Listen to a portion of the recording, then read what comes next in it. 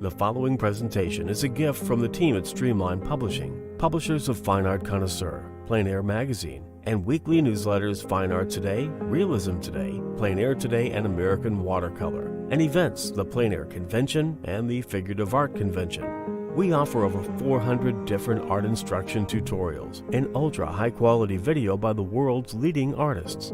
If you like what you see, help us support our artists and our team with your purchase. Each video aired has a special discount code for today only in the comments section with a link to the video offered. And to see everything we do, or if you want to receive notice of new releases, new products, and new events for artists, simply click the other link, which says, see everything we do. Thank you. Hi there, Eric Rhodes from Fine Art Connoisseur and Plein Air Magazine. We're focusing on learning. This is the time to learn. I've got a great video for you today. Cesar Santos and the Secrets of Portrait Painting. The story behind this is I asked Cesar to go copy a Bouguereau painting and learn everything he could about Bouguereau. He studied it, painted for months and months and months, and then of course took what he has already known and applied it to this fabulous video. I hope you enjoy this segment.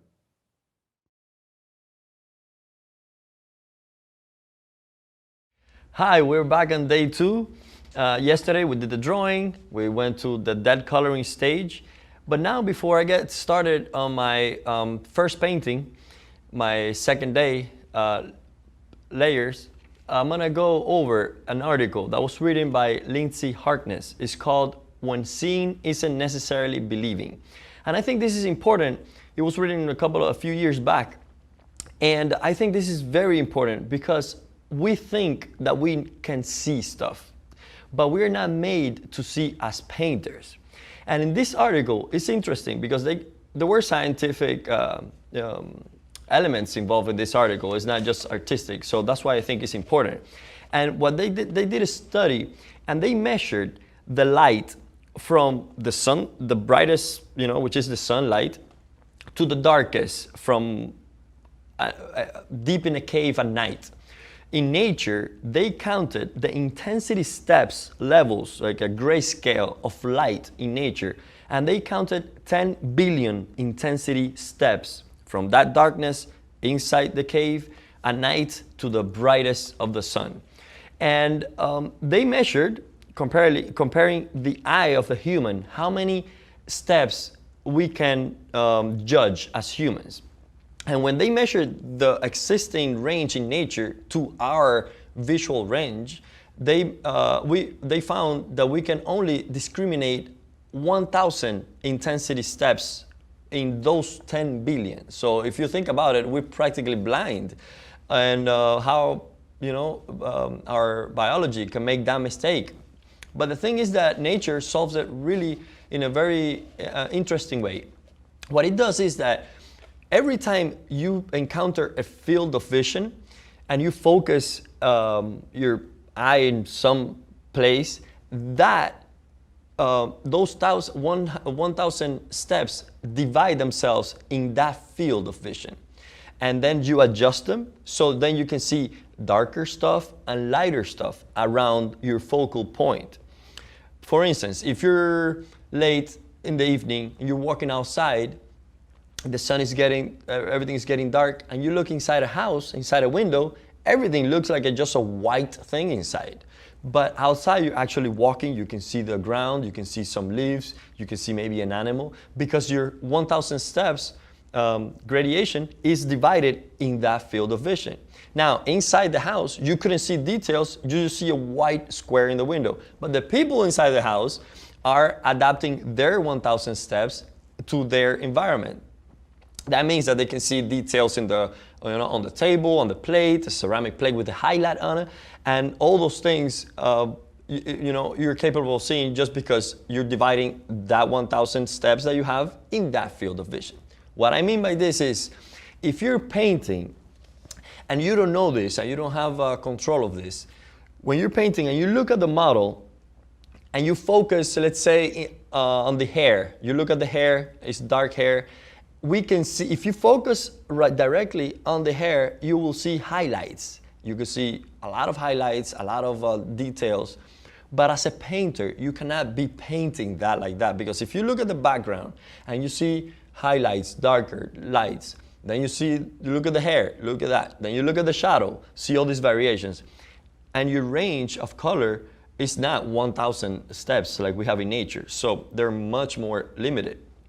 So if you don't group them together, if you don't know this, your painting is gonna be light and dark all over the place. And that is when you don't see that dignity, that elegance in a lot of painters that don't control these values. So as an artist, you have to say, okay, I know this is a biological problem that we have, that we tend to look at an area and see lights and darks everywhere, even if it's a black cloth or a white cloth. So for that reason, you have to force yourself to simplify those values and group them together, especially at the beginning. That's what I did in the last painting session.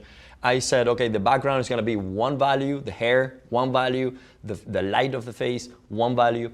And that means that I'm forcing myself, I'm tricking my innate tendency to see all these variations. When I'm painting, someone passed by, they see the forehead as being only one value, and they say, no, but I see all these little things, and the birthmark, and the little pink on the side, and the little green. Yes, I know, we see that, but because of that factor, we have to force ourselves to be very, to simplify all these values. So I think that's very important, and let's keep it in mind throughout the whole painting process, but that was especially important for this stage that we just completed, okay?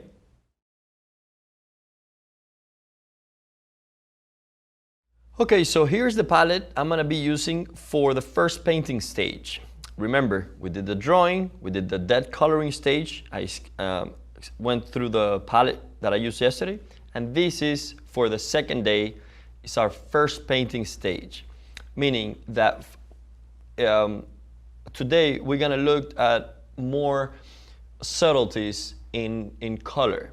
Yesterday we were looking at values, so we were not focusing that much into color. We're just setting ourselves up, creating a nice kind of surface to paint on. Well, that's today. But one thing we're not doing today is we're not gonna be rendering the form. We're not gonna be describing texture. We're just gonna be finding volume, drawing, and the right color. So it's pretty much gonna be a mosaic effect, kind of just like patches of colors that describe the whole, the head of the whole painting. All right, so this time, as you see here, we have a little bit more color than yesterday. I'm gonna be explaining all these tints that I've created here, but all this might look kind of complicated, but it really comes from these colors here and this black over here. So first we have titanium white, the one I mentioned yesterday. This is Winsor & Newton Griffin Alkyd. That is a fast drying titanium white. After that, we have light red. That is this color. It's called light red. It's made by Winsor & Newton. It's the base for flesh. After that, we have yellow ochre pale. It's a little bit, my tubes are kind of used a lot, so they're not pretty looking, but it's yellow ochre pale from Winsor & Newton. Then after, it's raw umber. Also, my raw umber comes from Winsor & Newton. They kind of changed the design of the tubes recently, so this is why it looks a little different than the other ones, but it's raw umber. After that, we have cadmium red. That's the brightest red you want to be using. You have to be careful. You don't want to use it too much in the flesh because it's really high chroma. So cadmium red. Don't get cadmium red hue or any cadmium red tint or something like that, because those tend to be of a low quality. They sometimes are cheaper, but be careful. Just get the cadmium red because it has a lot of pigments in it, and that's what you need. Now, the way I select brands It's first because that's how I learned at the Angel Academy. So I kind of get used to what you learn to do. But also, for instance, I don't have an example here, but if you have, some people like the cadmium red from Old Holland, for instance, which is more expensive than this brand. But not always the price tells you about the quality or the, the best choice to choose a color. For instance, this red, if I ask you where will you need this type of bright red, in the shadows or more in the lights? You probably say in the lights. Well, that's correct. In the lights, because it's a very bright color, bright red, so it's most useful in the lights. So what do you want the red to do? To be a lighter value. So this red, for what it is a lighter value than the Old Holland cadmium red, which comes a little darker. And maybe it has more pigments in it, maybe it's better quality, but just because it's darker, it's not serving me what I need it for. That's how I choose. Like if I need a yellow, also yellow is something we use in the lights. So if it comes out of the tube in a lighter version, then I tend to pick that one. Our next color, it's ultramarine blue. This comes from Old Holland, makes this tube. So I rather use this ultramarine from Old Holland because it has a lot more pigmentation in it. It's more, stronger. So that is that color. And then the green I use is Terra Verde. So this green is this color over here.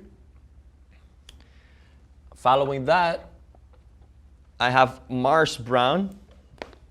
Now Mars Brown, it's from Old Holland.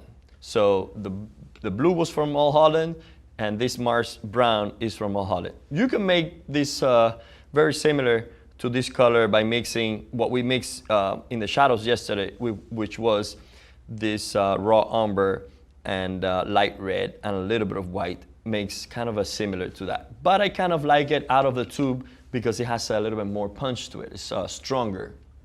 Plus it's there, I don't have to mix it. After that Mars Brown, I have Indian Red, also from Winsor & Newton.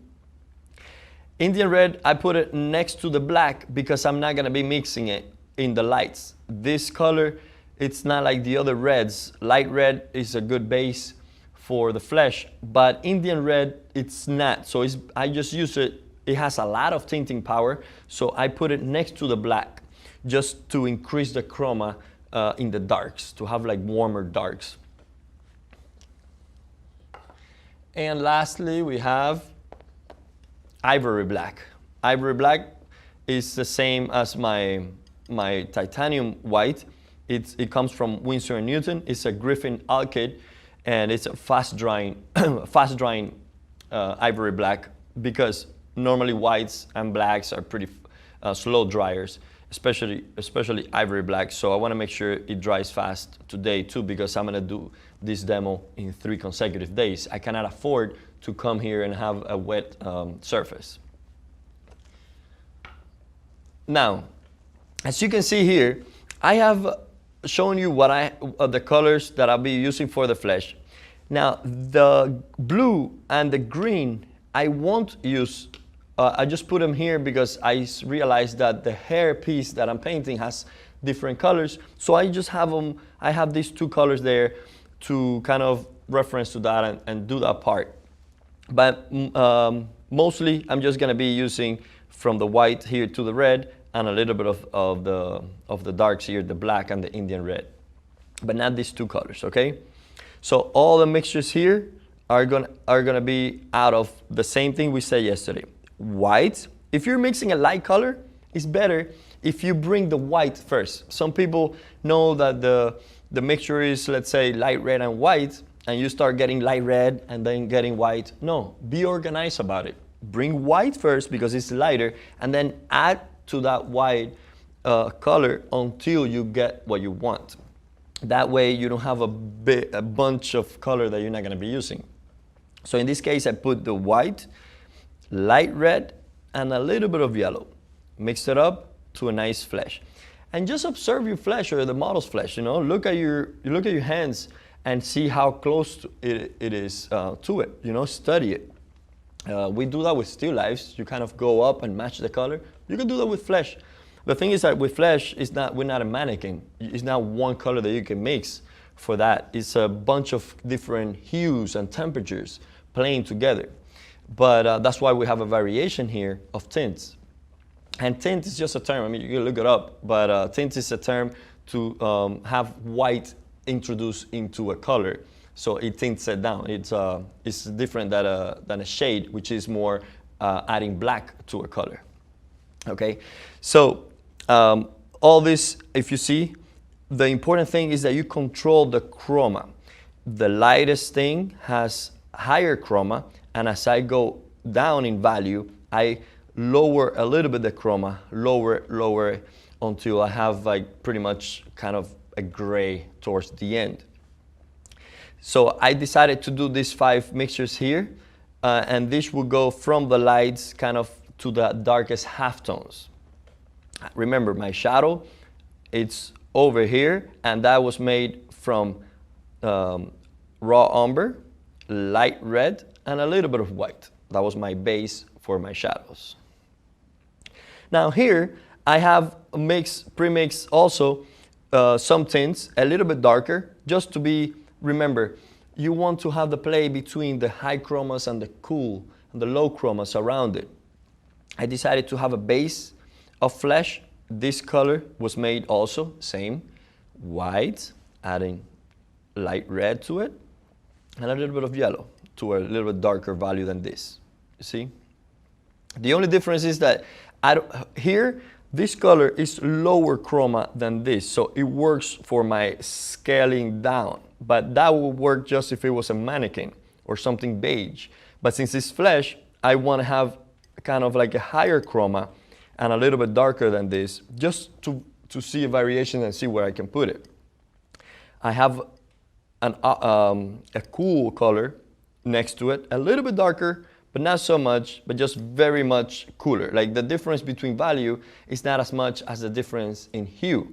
This you say is more like a greenish, like a gray, and this is more like an orangey color, pink. And then I have a darker, higher chroma again, kind of like if this was 1 in color, in hue, then this color has same base, white, light red, and instead of adding this yellow, which is light, I use another type of yellow, which is raw umber. We went through it yesterday. It's in the yellow family because if it is mixed with the blue, it makes a greenish color. So then I add raw umber to it to darken it and have it higher chroma. Then I have a version of that. You see these two here? It's kind of like, if this is this to this is as this to that, meaning high chroma, value number 3. I'm going to explain the values now since I'm talking about it. For instance, this, you don't want to have, even the highlights in the flesh have some color. You don't want to have pure white on the flesh or close to it. The flesh is going to look light because you're going to put dark around it. So if you look at the scale, let me put it like this. If you look at the scale here, we can see that this starts from a kind of like a number 4, then 5, 6. And you don't want to use the black because the black is all the way over here. So you want to keep it in the range between 7 and 4, 7 and 3 kind of range. Okay. And if you see the variation of values in this second section of premixed colors, that is a little bit more close together, closer family. So we see, let's say this one is a value 4. You see, if we put, and the value scale I'm using goes from 1, pure white, to 9. From 1 to 9, which is black. I choose 9 and not 10. Why? Because I can get a middle tone, which is exactly in the middle. So we have 1, 2, 3, 4 to this side, and 1, 2, 3, 4 to that side. So I know that 5 will be my exact middle value there. Okay, so when I get close to my tints, I see the 5 is a little darker. Maybe shadow is, I'm gonna put it like this. So I can see the 5 is a little darker than this tint over here, and 4 is a little bit closer. You see, 3 is a little bit lighter, so 4. Then when we go to the second one, it's just 5. So this, the jump from here to here is one value range difference. Then here you can see that it's light, so that's a number 6. You see what I'm saying? So this color is a number 6 and it's a high chroma, and the first color is a number 4 and it's higher chroma. So these two go to their versions of grays. So from here to here and from here to here, we can see that we went from a 6 to a 7 there. See? Then I have mixed one just before the shadow. Just this color is just gonna be used right towards the edge between the shadow and the darkest lights, okay? Now, these pinks that I have here, I've created a version of this pinker for, like, you know, around the face and the nose, places that I see as warmer. They have more blood in them, so they become pinker. And now this color is pretty much the same flesh color, so the base, you get the white, light red, yellow, and then add to this cadmium red. And that's how you increase the chroma, make it more pinker, redder. And then we do the same thing and do a darker version, because on one side of the face, closer to the light, is gonna be higher chroma and lighter. And then next to it, on the other side, you don't wanna use the same color because it's too light. Remember, we're talking about a surface that is round, and you wanna make sure that in context, they look pink. So what you do is you mix the same value as your darkest lights, and you put cadmium red to it to make it pinker. And then I just have a really high chroma dark here that is made out of black and Indian red. Remember, Indian red, you don't mix in any of the lights, you just use it to increase the chroma of the darks. And that's what these two are about. And finally, what I did here was I just added white to the black and did 3 mixtures of gray. Remember, if you want to gray any of these colors, if you're mixing any flesh color and you want to gray it down, don't bring the black immediately, because you're not going to know how it's going to change the value of it. So make sure you pre-mix a gray, the same value that you needed, and you add it into it, okay? It's pretty much common sense. None of this is like, you know, rocket science, really. And the medium I'm using for this stage, for the first painting stage, has more oil. Of course, yesterday we didn't use oil at all, other than the oil that comes in the tubes with the paint. But today, I need a little bit more substance in the medium, and I'm using cold pressed linseed oil with a little bit of turpentine. And that is about less than 1 to 1. Just put a little bit less than the same amount you put of oil. I really don't measure exactly. I just know that, you know, if I put 1 amount of linseed oil, I put a little bit less of that same amount of turpentine into it, okay? And you have noticed that I have a palette that I hold. I'd rather have a palette to carry with me, because I've tried painting from a table and it feels detached to me when I go reach to get the colors. And this way I can have my colors with me. I can look at them in different lighting conditions just by moving around and shifting it. And plus, I feel more connected to it when I'm grabbing it and putting it on my canvas. And plus, it looks sexy. So let's get to painting. This is gonna be the first painting stage. Okay, so the first thing we do now, we have set the model. I'm looking at my painting. My paint is totally dry. So that's good. After a day of work, everything is perfectly good base to be painted upon. That's what you want. You don't want to be painting on wet paint. It becomes very uncomfortable and it mixes with the underlayers. So make sure for this type of system that the layer underneath is totally dry, before you go and add some paint on top. The first thing I do, and I take advantage of this as much as I can because I have a fresh eye, and I immediately saw a lot of things that need attention, because yesterday as I was drawing and then painting, I lost some drawings, and now I have more reference. Everything is in context. So I can see errors I even did while drawing I couldn't pick up at that time.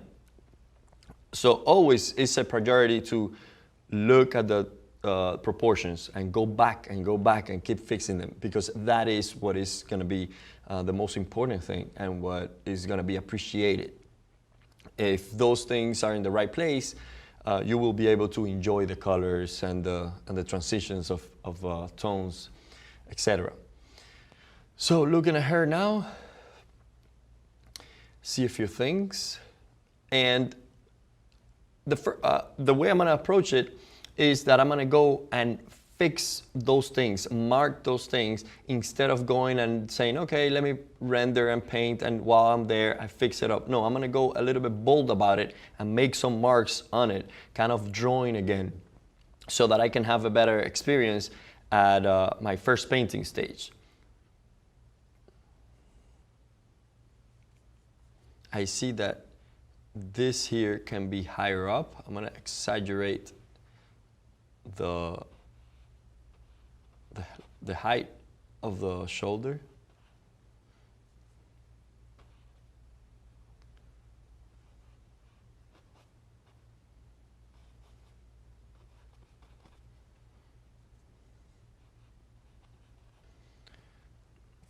And of course, with that comes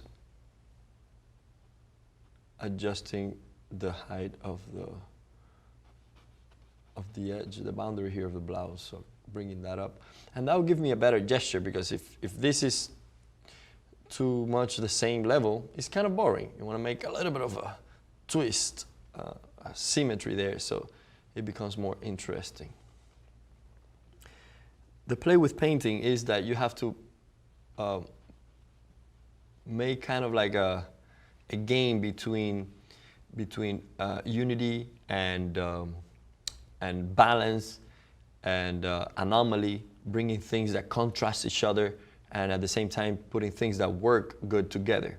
And in between those two things is what gives movement and interest to the work.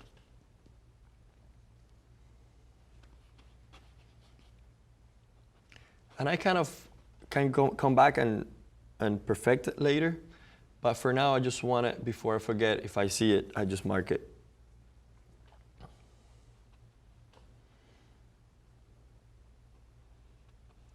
So that's about the height. I want to have that.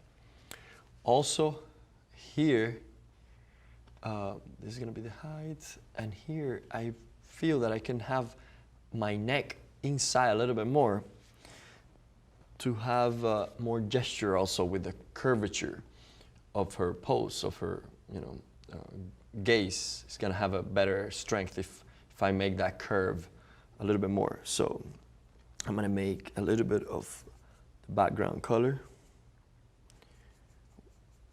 which is just black and a little bit of white, and I'm going to increase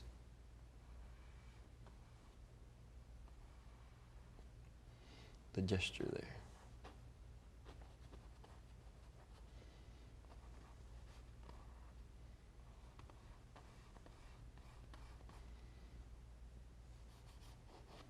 And now, of course, this distance, because of that movement of shape,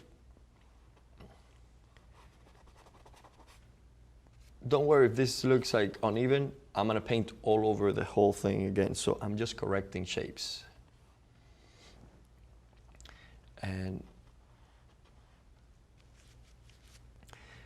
And then I'm going to move the blouse inside.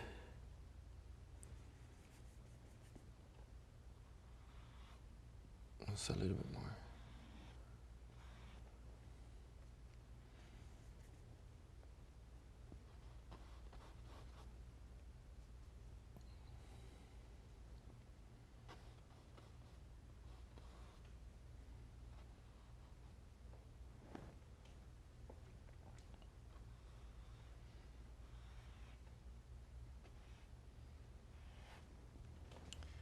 Okay, so we have kind of attended to those differences there.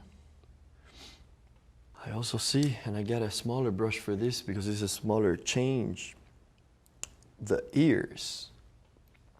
Now aligning them and seeing them a little bit more, I can raise them up a tiny bit.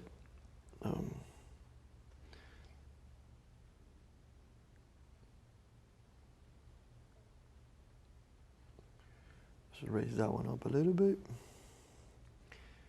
And this one here.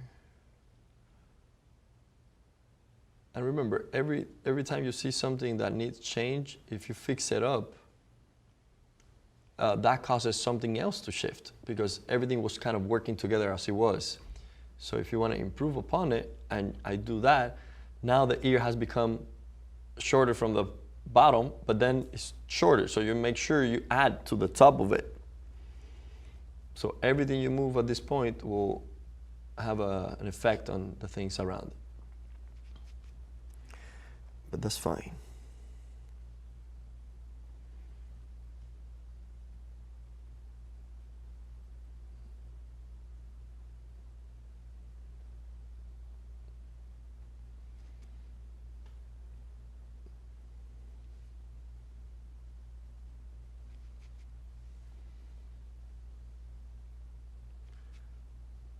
Okay. And then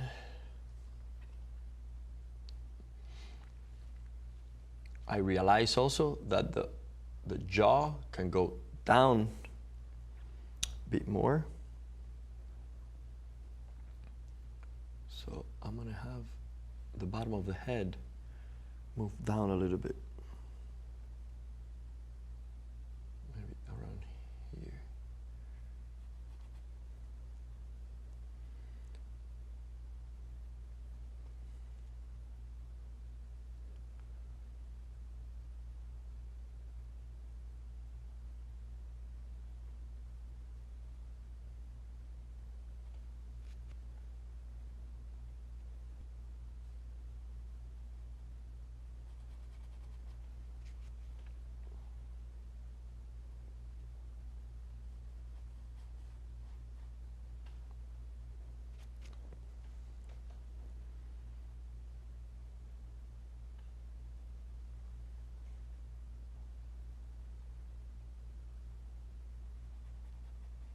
So pretty much I'm drawing with paint. That's why you shouldn't detach drawing from painting as much, because it's independent from the materials you're using. You're just drawing. It's the attitude of delineation and representation of things.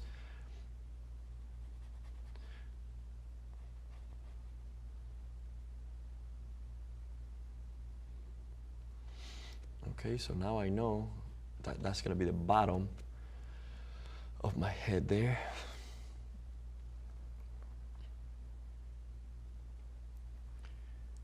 Look at this.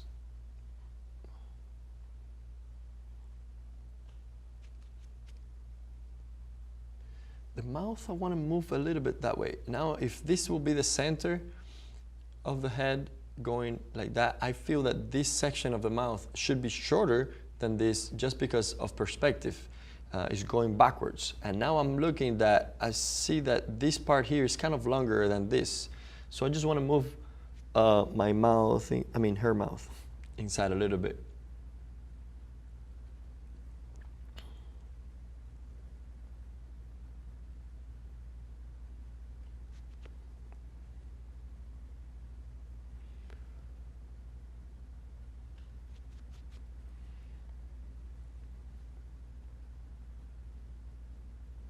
Okay, so that we took away from that.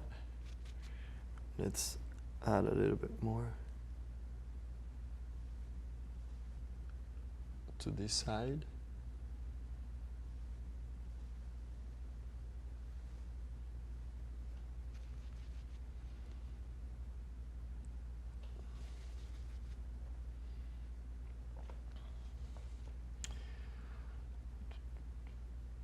And maybe a little lower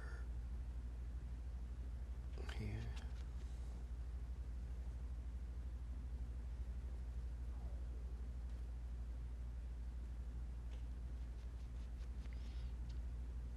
And that also changed how the center was. So we have to move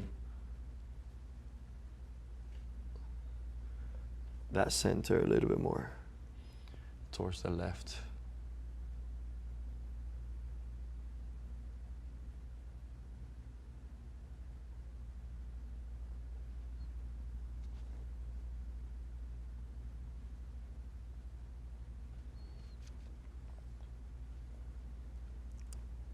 So basically, with first painting, you want to get more the resemblance of the cedar, and after you get that, you add more information to it. It's building up on top of what you did yesterday. And if you see things that have changed in her that you kind of want to incorporate, that you liked it better design-wise than the previous day, add it, just change it up.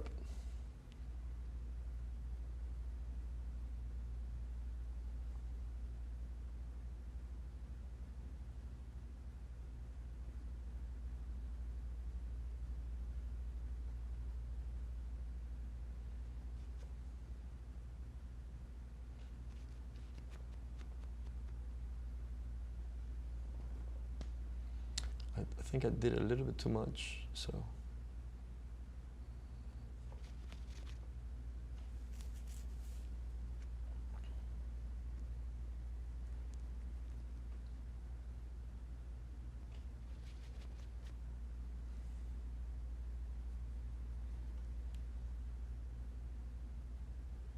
You want to keep those edges of the lips soft.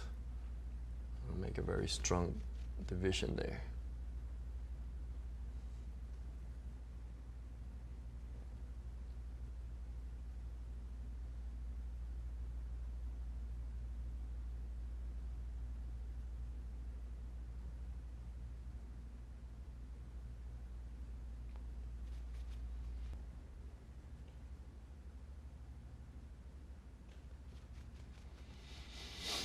Okay, so we have to keep looking around and seeing what else can we fix. We have raised this, we looked around here, and of course, this is not I'm just fixing shapes now.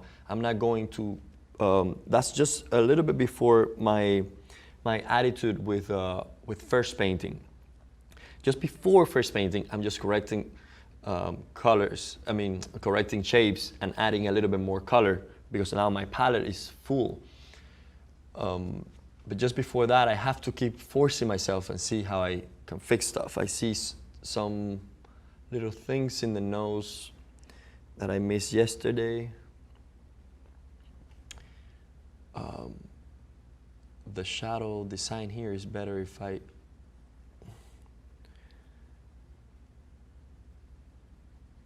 look at it closely.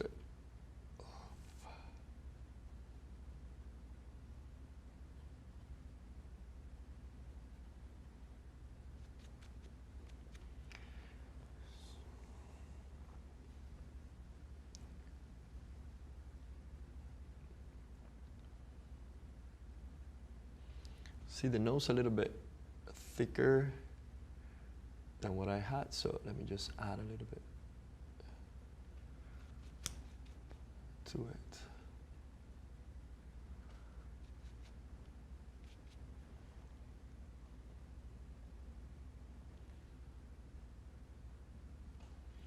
Under the nose there, we see a lot of chroma there, so make sure you don't become timid about it. If you see places, small places with high chroma, put them, because those accents are going to give life to the painting. The whole face will be a play of high chroma versus low chroma, and sharpness versus softness. So the edges, some edges you want to crisp up a little bit, some edges you want it to be kind of lost, some colors you want to be gray, some colors you want to be up. You don't want to be in between those things where all the edges are kind of the same and all the colors are kind of the same, because you're going to lack that power, the punch.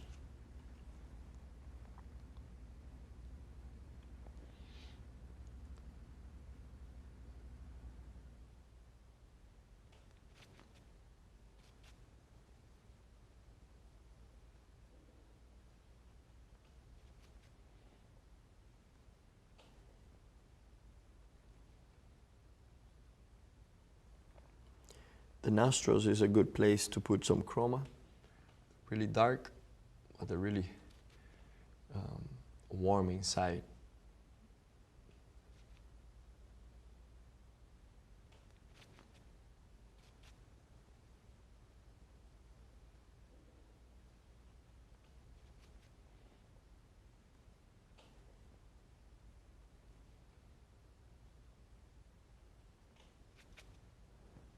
Okay.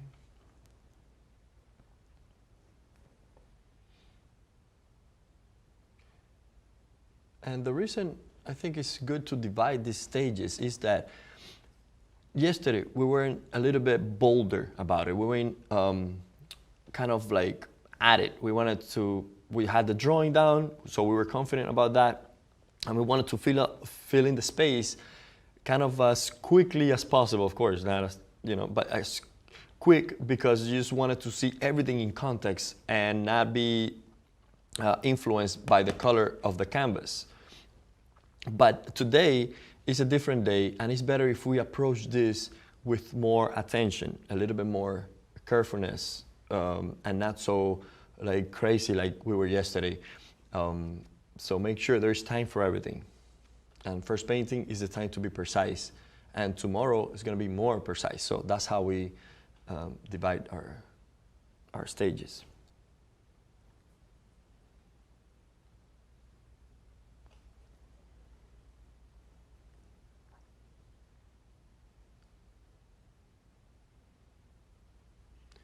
Okay, I'm happy with the shapes now for the nose. Let's look around. What else? Okay, I see the eyes. I was looking at it earlier. Can be higher up a little bit, because I'm looking at the distance between the eyebrows and here, and I see a lot of distance here. So maybe this can come down a little bit more. The hairline come down, but I think in proportion to this, the eyebrows are pretty in a good location here, and this distance between the top of the eye and the eyebrow, the eyelid there, see it a little bit too wide. So when I see a problem like that, I kind of analyze it first and not go at it and say, oh yeah, it's bigger, and go and make it smaller. No, it's better to analyze what is going to be of most importance. So first, I'm going to lower the hairline there.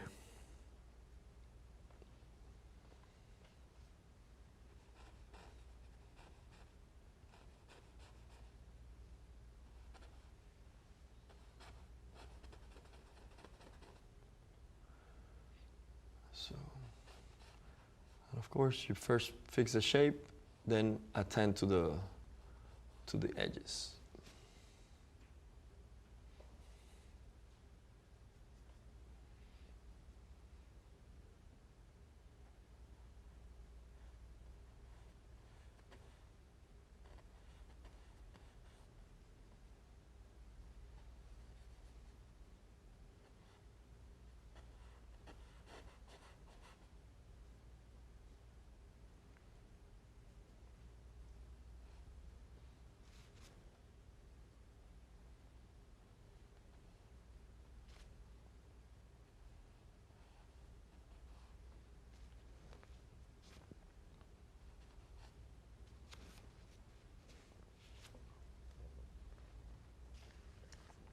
if you have a hard edge, that increases the optical illusion of contrast. So it looks like more contrast if you have a division between two values that is divided by a harder edge. So there are two ways to decrease that contrast. One of them is by softening the edge, and the other thing is by getting the values closer together. So you can play with that idea of having either getting the values closer together will decrease the contrast, or having the edge in the middle softer. So the same way you can see it the opposite way. You can see two areas and say they look, if you want to increase the contrast, you can just sharpen the edge, and that would increase it, make the values look a little bit more exaggerated. The lighter will look lighter, the light will look lighter, and the dark will seem darker just because that edge is sharp.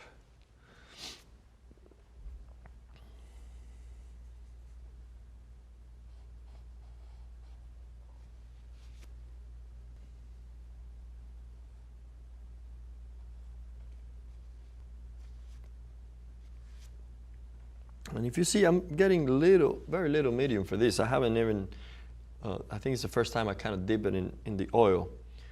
I don't need it yet. You only use the medium if you really need it. If you feel that something is uncomfortable about painting, you need it to be a little bit more, to run a little bit better, then you add it. But it's better if you stay away from mediums.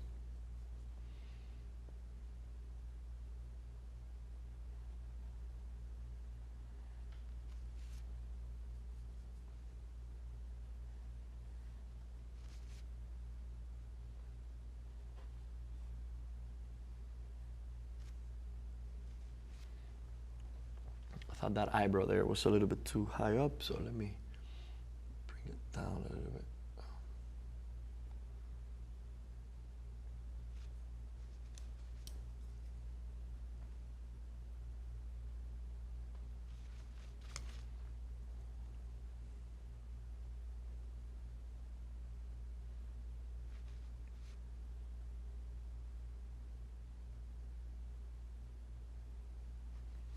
Again, we see some variations there, but we don't want to get too caught up in doing little things like that yet. It's better to improve upon the bigger problems.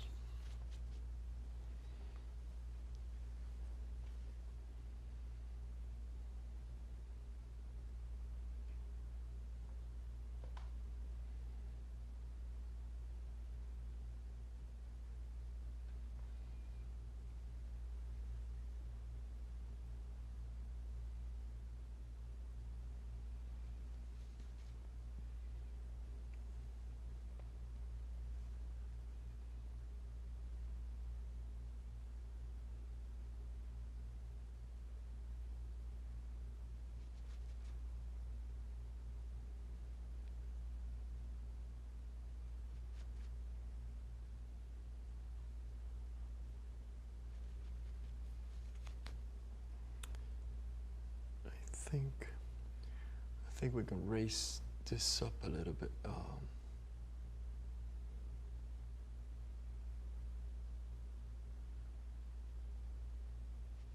Might look weird at first because you see, when you're changing the drawing, things look strange because they used to work together like that. But so you have to give it a second, work it around, and kind of fix it up.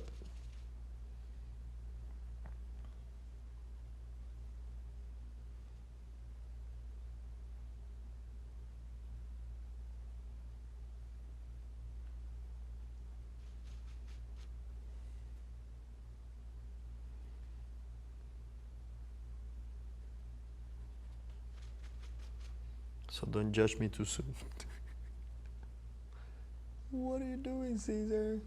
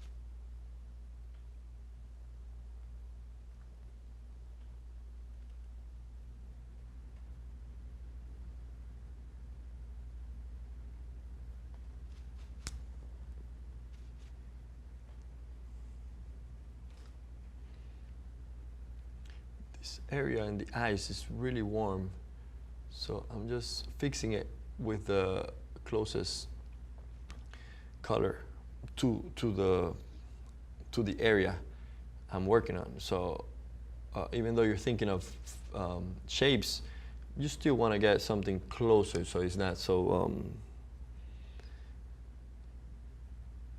you know, different from what you need.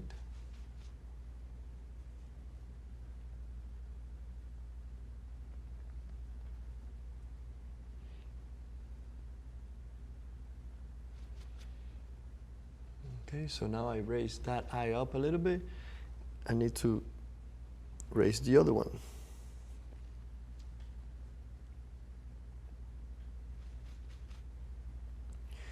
And don't forget the eyelids. The lower eyelid is always visible. Make sure it's visible where it is. And all the secrets really to painting is in front of you. There is nothing, you know, how do you paint an eye? Well, look at the eye and study it and see the forms and the colors and the shift of hues and try to describe it. I know it's a little, you know, it's difficult, but it's not a trick. It's not, you know, I used to think before going to the Angel Academy that they're gonna show me this magic trick how to make eyes and flesh and stuff. But it's not like that. It's really, it's all based on principles.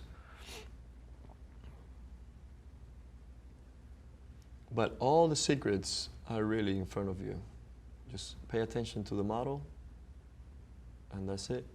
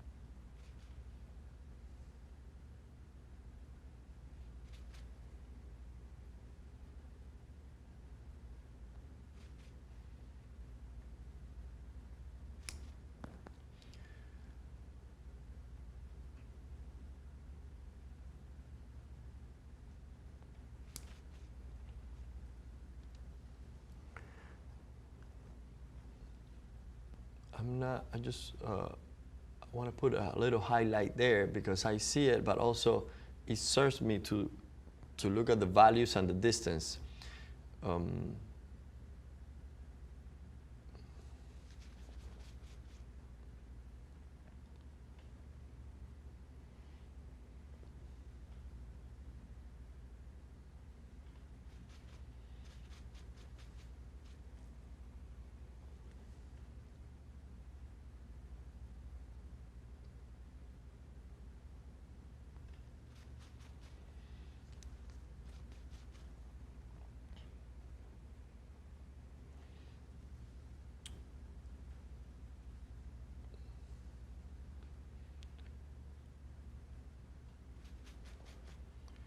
So I raised up the whole eye. If you saw, I started from the lowering a little bit, fixing up the eyebrow. If I see a problem with the eye, and most of the time we have problems around that area because it's something people look at. When you look at someone, you look at straight in the eyes. So in paintings, it's a difficult area because it's the most judged area. So if I realized that there was something wrong with the eye that I had there, before going for it, and I explained it before, but let me say it again in a different way. Before going for it, it's better to fix around it, you know. Looked at the mouth, looked at the nose, then fixed the forehead a little bit, then the eyebrow. So you kind of like go around and get closer to the problem. But if you try fixing it from the beginning, you might make wrong decisions because you don't know that it was something else making it look bad. So first you want to go around it, then you say, okay, now I can fix it, and that's the most effective way to approach it, I think.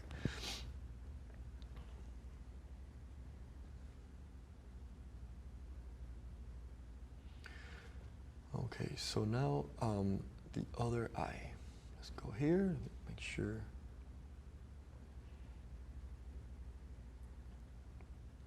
And one of the reasons to have the pre-mix colors is that I don't have to be thinking too much when I am mixing now to fix that thing. Imagine, I'm already concerned about those problems of drawing problems and values and colors. Imagine if now after that I go and look at my palette and I have to make that color from scratch.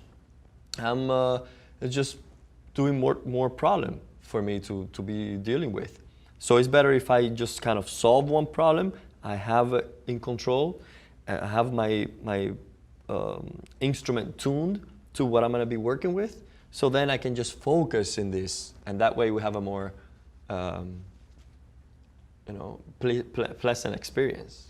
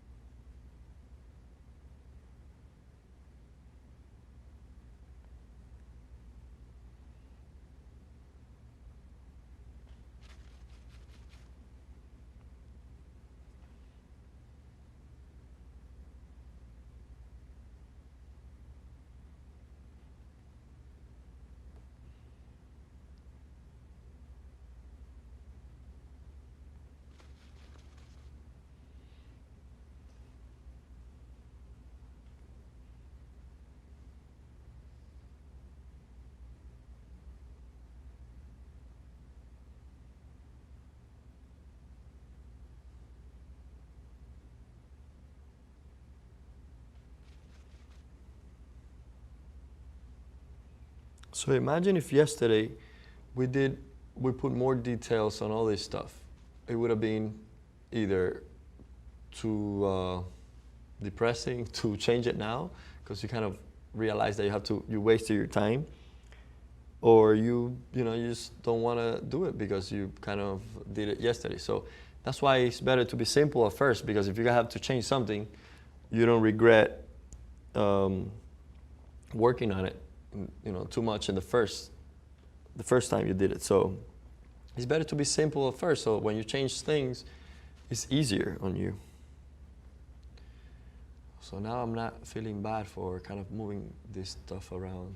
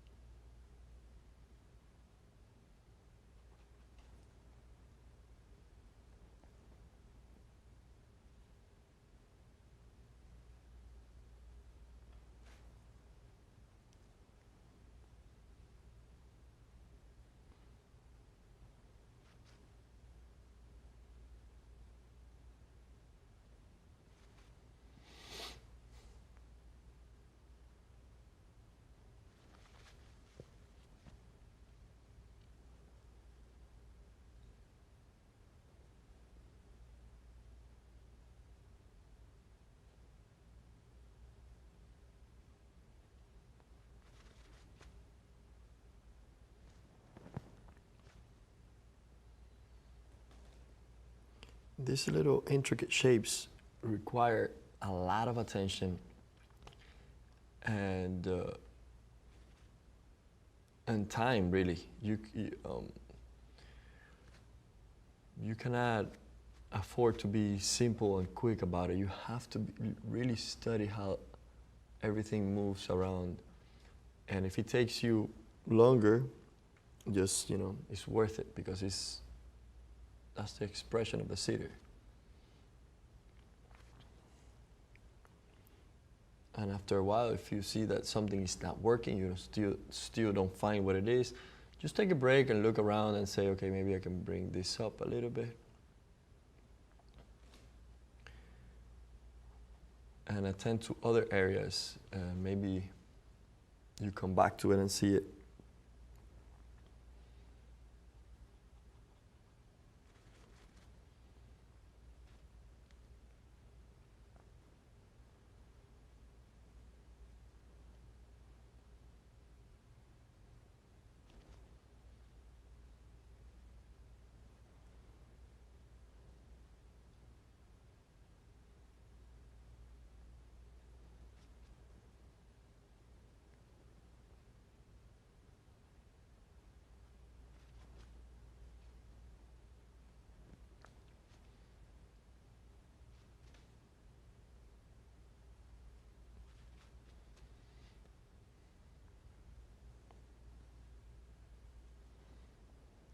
And at that scale, it's so small that with this brush you can easily make a mistake and move it around.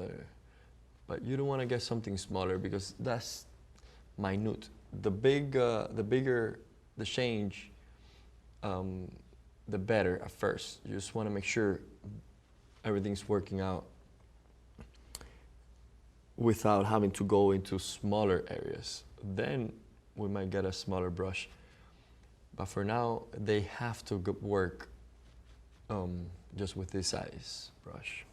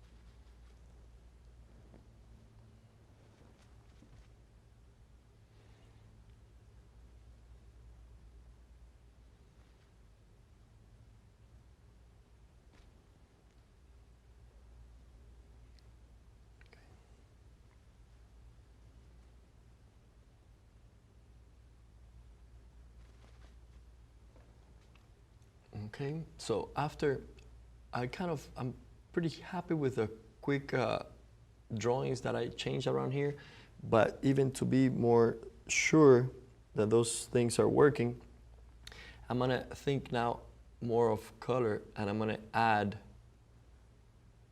more precise values and colors to this, to the eyes, just to make sure. No, they're fine.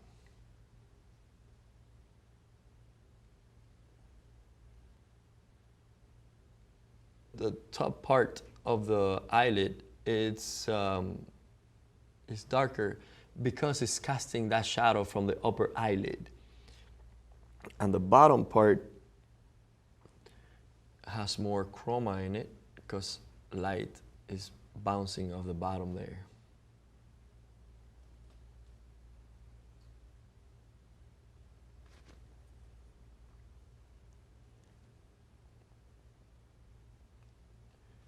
And in first painting, all you need is the simple impression with the correct value, shape, and color, but not so much rendering. So tomorrow I'm gonna be more precise about that, but for now, I'm gonna do it in a more simple way.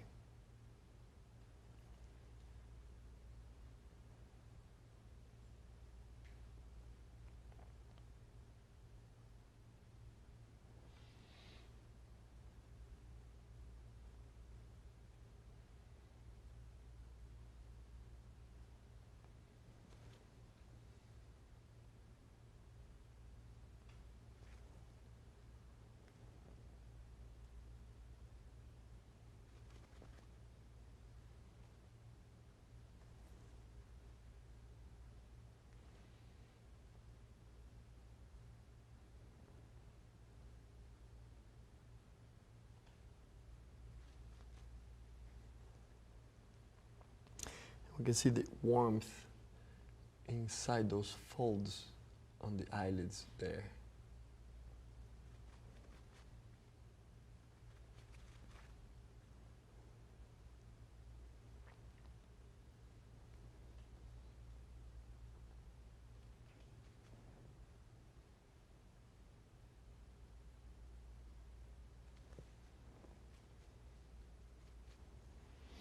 And the same thing that happened to that, the white of the eye has to be darker on top and grayer because it's casting that shadow from the upper eyelid. And towards the center, it becomes a little bit more higher chroma.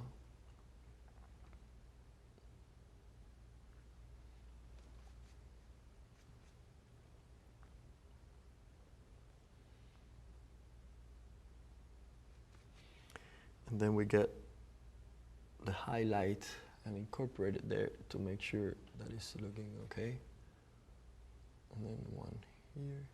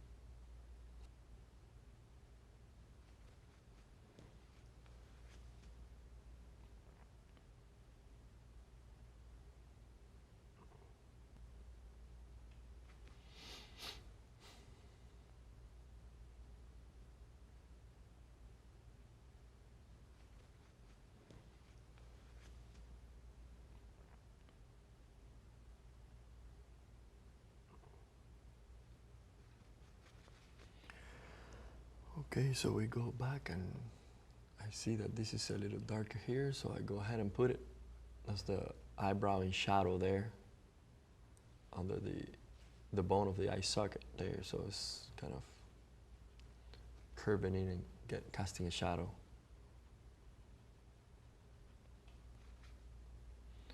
And the eyebrows should stay soft because that's just kind of hair going around from the inside of the eye sockets there in the bone. It goes upwards.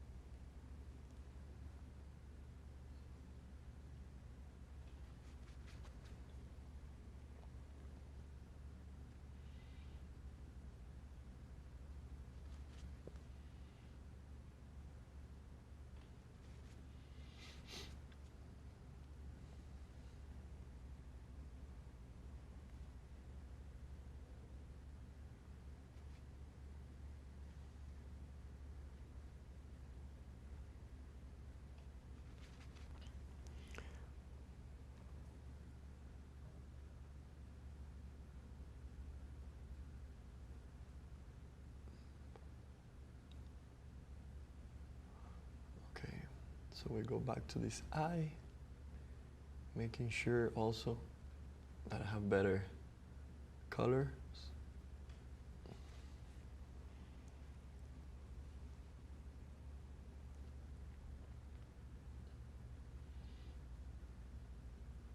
Give me a couple of touches of higher chroma in the bottom there,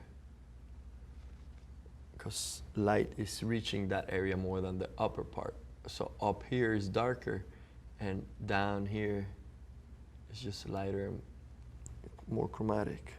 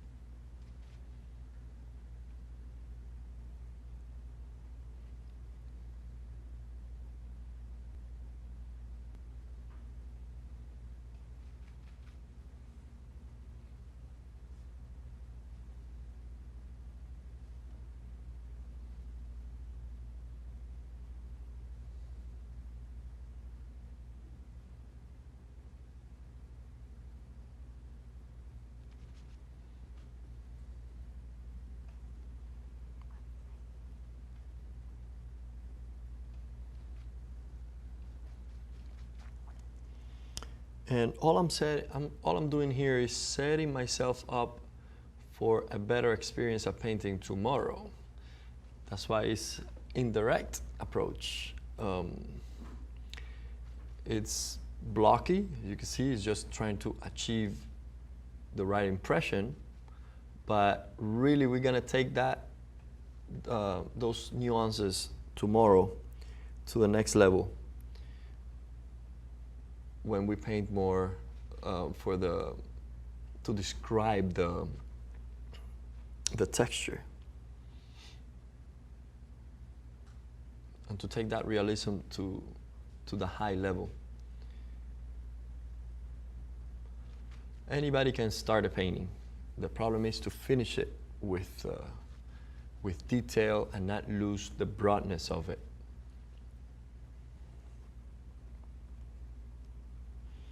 That's why I think you should practice taking paintings to a high level of finish, even if it's not what you want in life. Even Sargent, in his early paintings, started with more attention and more precision, and that gave him the ability that when he was more mature, decided to be more bold about it, and you see that the beauty of his brushstrokes is that control that he has. It's not clumsiness or being aggressive or crazy about it. It's actually done with a lot of precision. I wanted to mention that the professional artist is always a student, but as a more mature artist, you're not only a student. So you study things with a purpose, rather than when you're just going to school, you're absorbing everything and everything is being taught to you. It's important and it's new. So, and after school, when you keep being a student, you never stop learning, right? But the studies change direction. Now you do study on purpose for a specific thing that you want to learn, instead of learning whatever is being presented to you. In this case, when I have referenced yesterday, I showed things that you can have around you that might be helpful. For instance, the head with planes, or the skull in the same position as the model. The photography, a photo of a model in that same position, so you can compare how the camera interpreted that field in front of it. And of course, the photo doesn't show the volume as well as you can do, because you can conceptualize it to make it look more real, more three-dimensional. So in preparation for this portrait, I did a study of a copy of a boogaroo, specifically to learn the value range within the head, the face. And if you can see, when we look at this portrait, we see the lights have higher chroma, and as they turn towards the shadow, they become cooler, and then the shadow is warm. So I just wanted to study that specifically, how that movement of hue and value happen in that particular portrait, so that I can apply it to my model here. I think it's important to do a lot of copies. That's why it's a must that you have a sketchbook and do these type of things. I mean, you can do it without a sketchbook too, but copying masterworks is a must if you want to get good, because this will be the bridge between the paintings in the museum and your own work and your studio. If I take my sketchbook around and I go up to the real painting in the museum and compare it, and it's pretty good, then I can just compare it in my studio to my painting, and I can relate then my painting to the master paintings at the museum. So that's why it's kind of like a bridge, a communication between these works from the past. So in this case, if you see in context, these colors compared to the white here are very dark. The hair is really dark, and that's making our lights look lighter. But if you look isolated here, this is all the colors I'm using for my portrait here. This here is the lightest value, and that's the general color for all this lights area. And you can see, compared to the white of the paper, is pretty dark. If you don't control this, when you're mixing the paint in your palette, it might look too dark to you, and you say, no, that's way too dark. It's not looking realistically, it's not looking correct, so let me just light it up. And I see a lot of portraits having that problem. You keep adding light to it because we are used to looking at screens and a lot of light, and the pictures come out too bleached out, and we forget to have the correct value to it. So I'm just showing you this because for me it was a interesting discovery that these colors are very dark compared to the white, but as soon as you have them in the face, in context, they look okay. And I have to be aware of that, so when I'm painting here and mixing my colors on my palette, I know that that's okay. I kind of trust it because it did work here. But it requires a lot of study in the museums. Okay, so let's get back to painting. Okay, so now we are ready to continue first painting. We did some adjustments. We just finished looking around and fixing major things that needed to be attended to, fix before we continue. But now our goal is to kind of, in a blocky way, put the right color in the right place.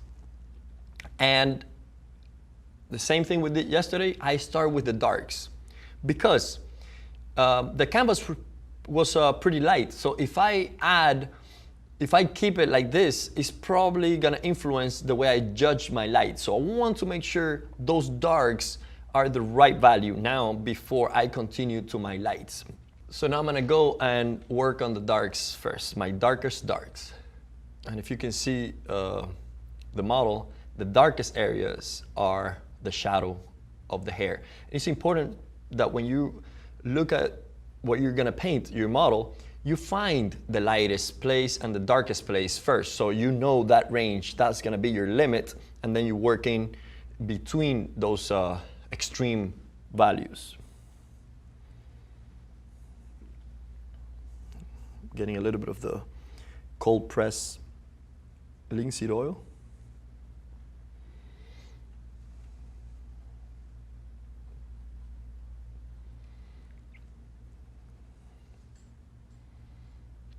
And what I'm putting here is the mixture of ivory black and a touch of Indian red.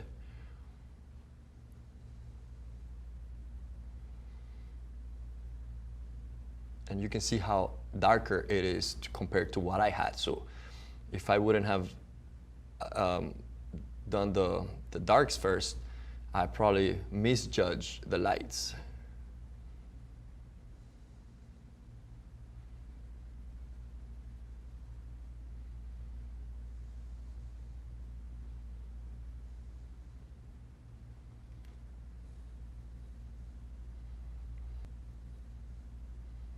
I tend to be thinner in the darks than in the lights. That way, if you need variety, that tendency comes from a necessity.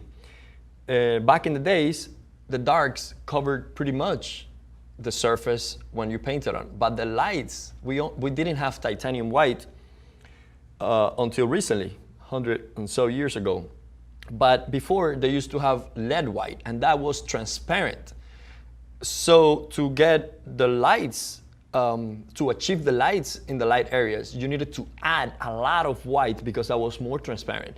So out of a practical reason, the lights became more with impastos, and then the shadows didn't need to have as much of a body to them because they can cover pretty good the area. So, but now we realize that it looks good too to have a difference in strength and in volume.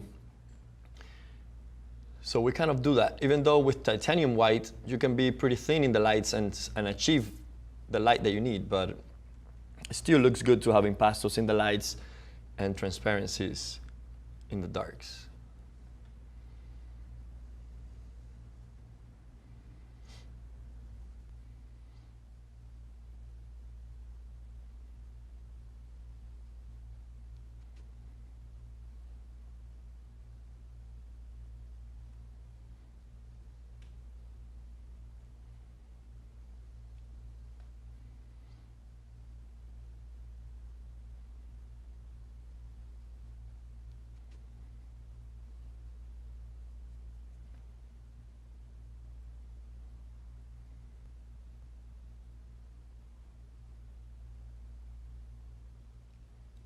If you notice, I'm grabbing my brush pretty far away from the tip of it. You don't want to draw with it like this. You don't want to do this if you're doing a broad mass. Yes, if you are doing a detail from back here, you have less control.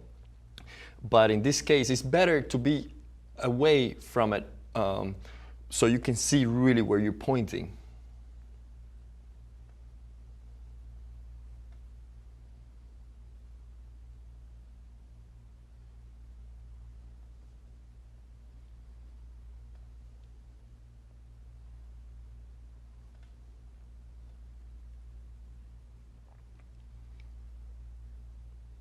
Before we had a general value for the hair, complete mass of the hair, but now we become more specific about the value. So within that darkness, now we're gonna make some variations in the darks. Now is the time to do it. If we would have done it yesterday, right after the drawing, 99% of the time, or 100% of the time, you're gonna have it wrong because it's just impossible to judge.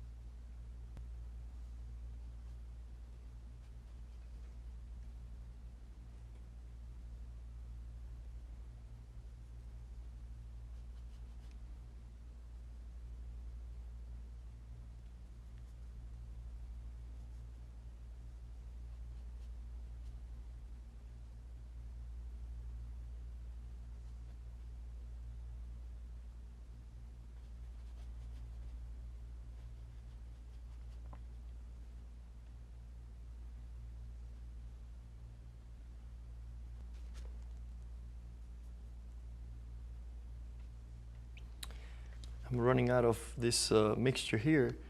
So let me go and get, if you can see, this is my pre-mix. I call it dark shade.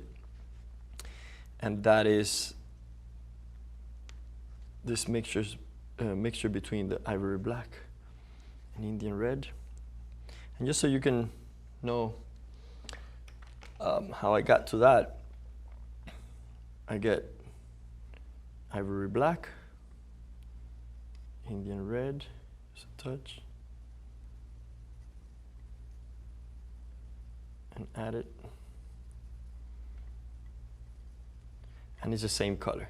It's the same color that I mix. The only difference is that I don't want to mix it because I might need these two colors like this soon. So I just rather have my premix here. That way I don't use these two colors because I want to use that ivory black for the background and everything. So that's why I just brought, instead of mixing it, I got the premix tube.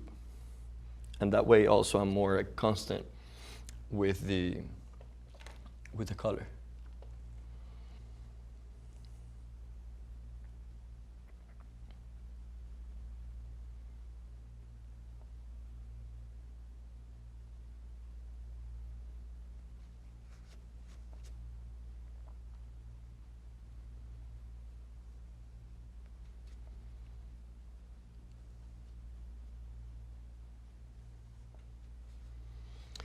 And I see now that this is always going to change in shape, but for the composition, I feel that if this is going around, I'm creating a spiral around her by having the hair piece pointing that way, and then that throws your eye to come around the painting, and when you find this place, it directs you to kind of go up again and enjoy her face. So I decided to do that instead of looking how it is now and having it more pointing down.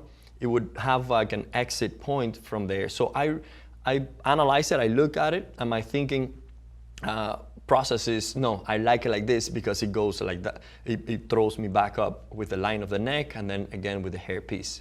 So these are decisions that you have to make as an artist when you're painting to make it more interesting. That engages the viewer, and then they might like your painting more than another one next to it in an exhibition or something, and they don't know why. They say, I don't know why, but I love your portrait, it's alive. And those are little things that you decide that makes it more intriguing and interesting to the eye.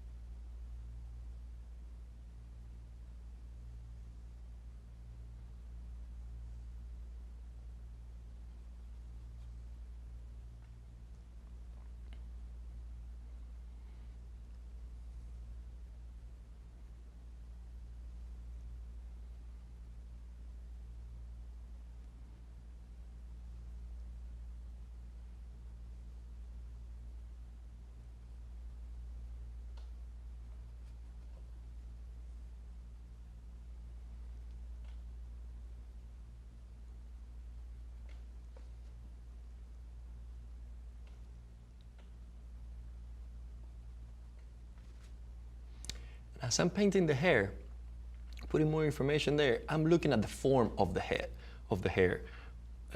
This part is darker because it folds inside. There's a mass of the hair here. So it goes outside then inside. So this is darker where it meets the forehead there because it goes around. So make sure that when you're painting that, you don't say it's hair, let's make it dark, and highlights. Make sure you first understand the form before you decide where to put the lights and the darks.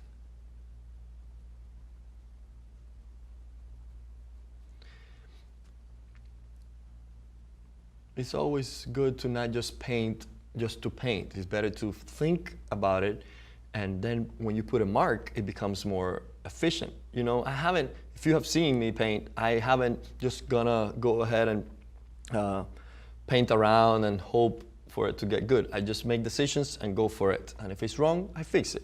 So it's just a kind of problem-solving attitude instead of saying, I'm gonna be painting today, and just going for it.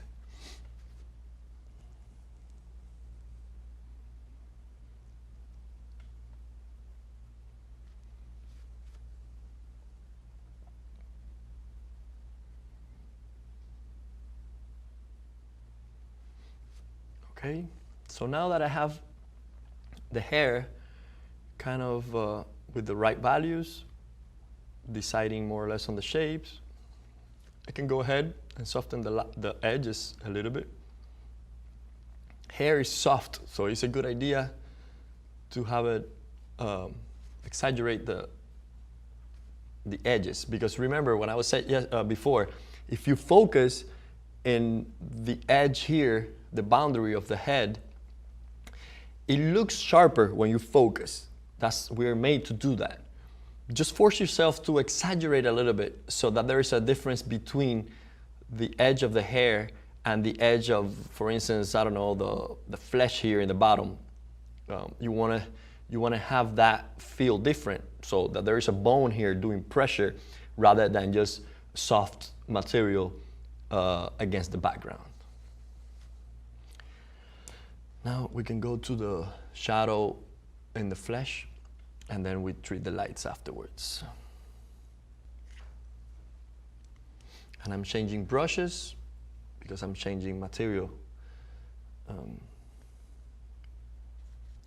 Now when I look at my model and I look at this contrast, now I know that my darkest darks was around this hair here, and it can even be darker. Tomorrow I can come back when this is dry and add a little bit of more depth to that shadow there. But for now, that's good. And I see a lot of contrast here. In here, see a little bit less. So I want to see, what do? I can soften the edge and keep this the same value, or I can darken this a little bit. And I think I can go ahead and get a little bit of my shadow.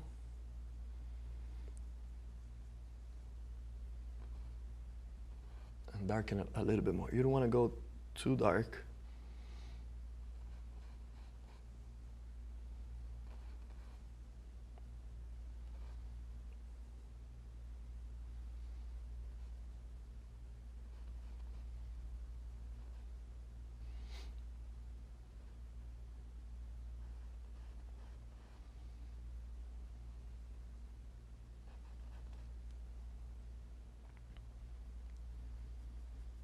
Bringing some raw umber next to my shadow here, so in case I need to darken it, I just have it here.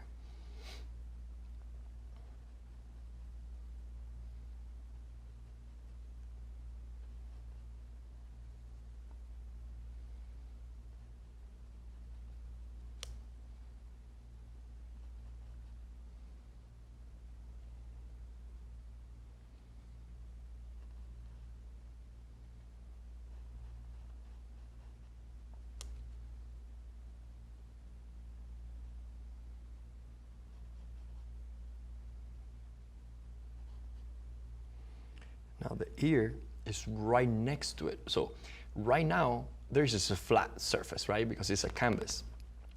And the ear, since I put this dark here, it's in between the darkest piece here in the hair and my shadow. So how do I make it so that it looks to the viewer as if the ear is back a couple of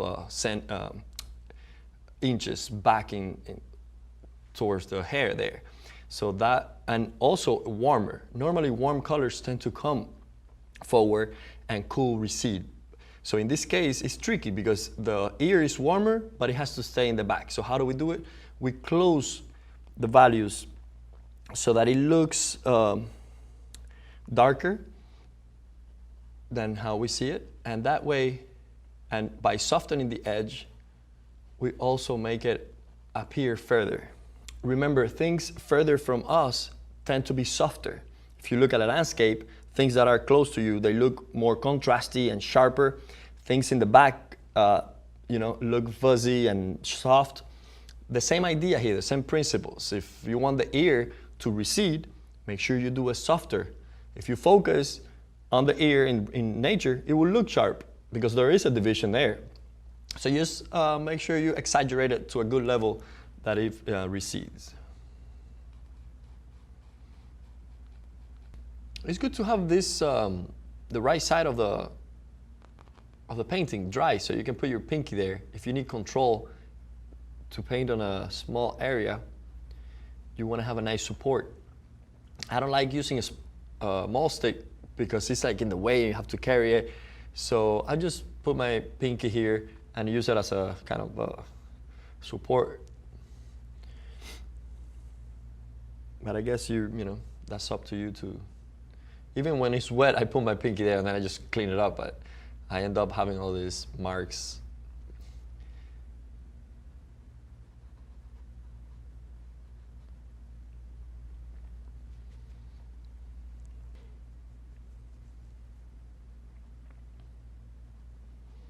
And even in small areas like this, you want to be aware of how the light is affecting it. The top part of the ear is a little darker because it's kind of leaning that way, so it's away from the light. And then the bottom part kind of folds upward a little bit, and that's getting more light. So even at that small scale, you want to understand what's happening so that it's believable.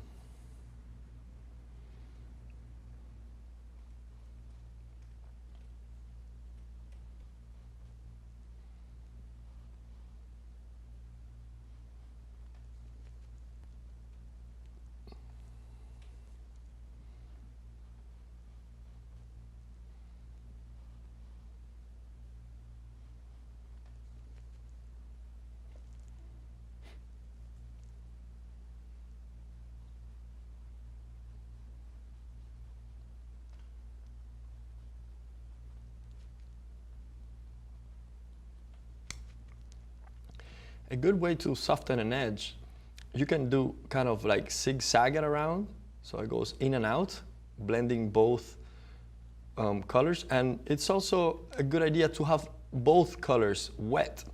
So when you touch the edge, they kind of merge together. If you have an area that is dry, it's harder to do it because it's kind of glazing. If you pull a color into a dry area, it's gonna have a different effect because it's gonna spread it thinner, so it becomes warmer or cooler depending on the value. But it's a good idea to have both colors wet so you can kind of have a better experience softening it.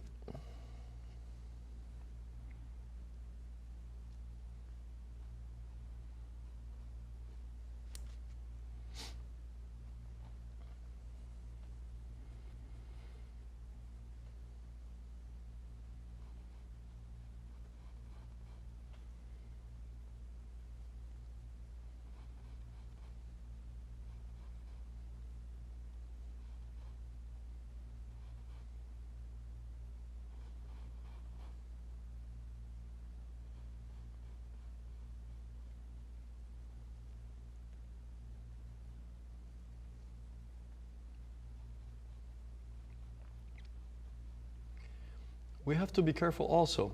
For instance, I'm painting this area here, and even if I put the same color, right? I get the same shadow color, and I put it from here all the way to the edge. The illusion, it looks like if it was lighter towards the edge, just because it's near this dark here, and here it looks darker because it's close to a light area. So even, for instance, in this area here, it probably looks like this side is lighter than the inside, but it's not. It's the same color, just going across. It's just an optical illusion.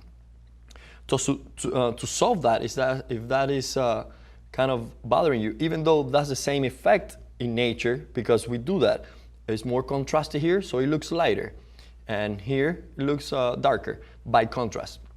To avoid that, you just get some dark and add it just to the edge here so that it looks like that's going back.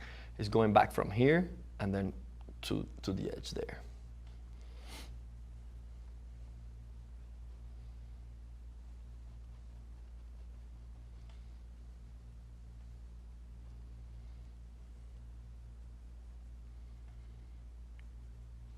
And before you put any reflected light in the shadow, first have a clean note, one value, and then add it. Because if you put it from the beginning, it might look like you might exaggerate it.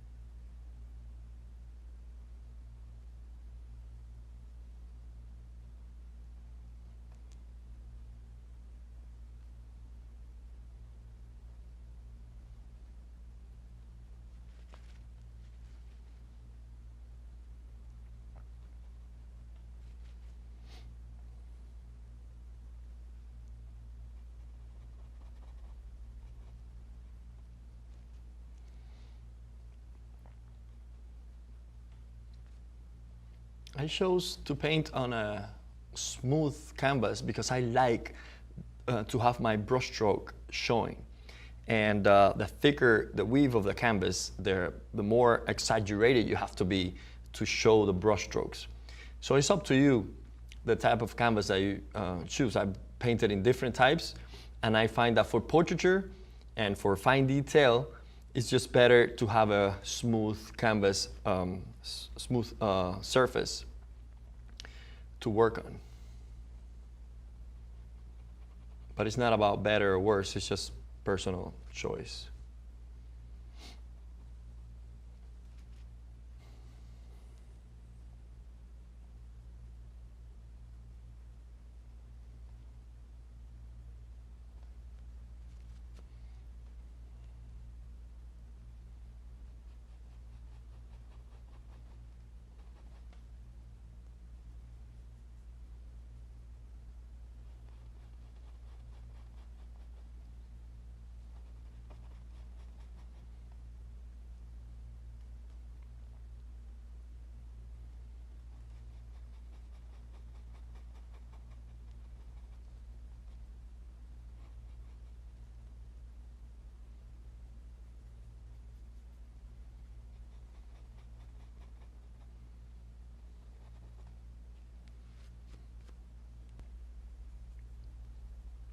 It's a good idea if you're working on the darks to squint, so you can kind of put those values in the shadow close together,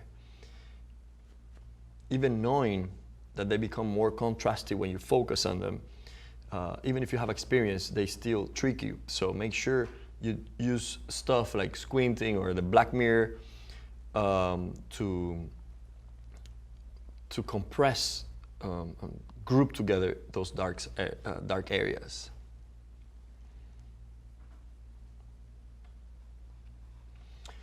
So now that we have done the hair and the shadow, the shadow side, we are ready to kind of move towards the light.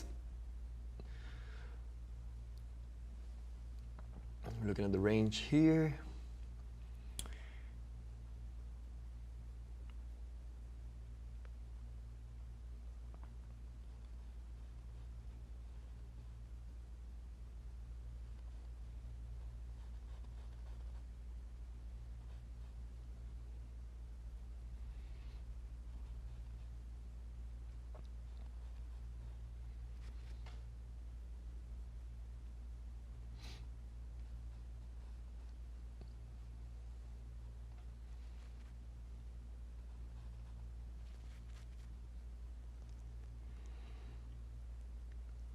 Look for some of the warmth warm touches around the edge between the hair and the flesh. There's like a warm note around that, and look for those and add them there. They kind of make it look more alive when you do them.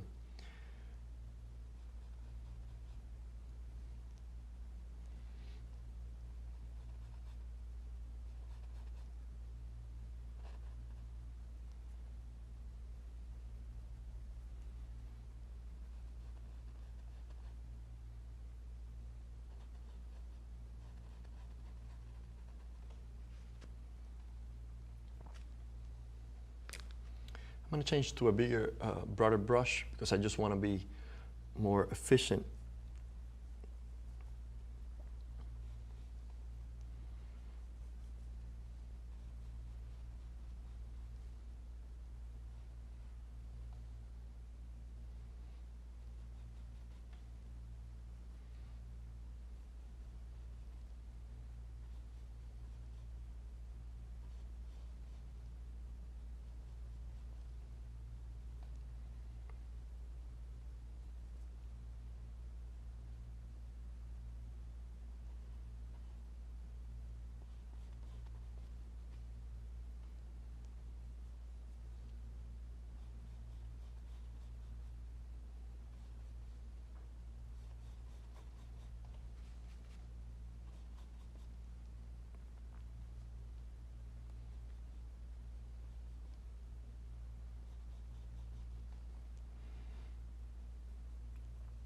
Adding some cool, getting from gray here, mixing it up. My flesh here, so it just feels cooler.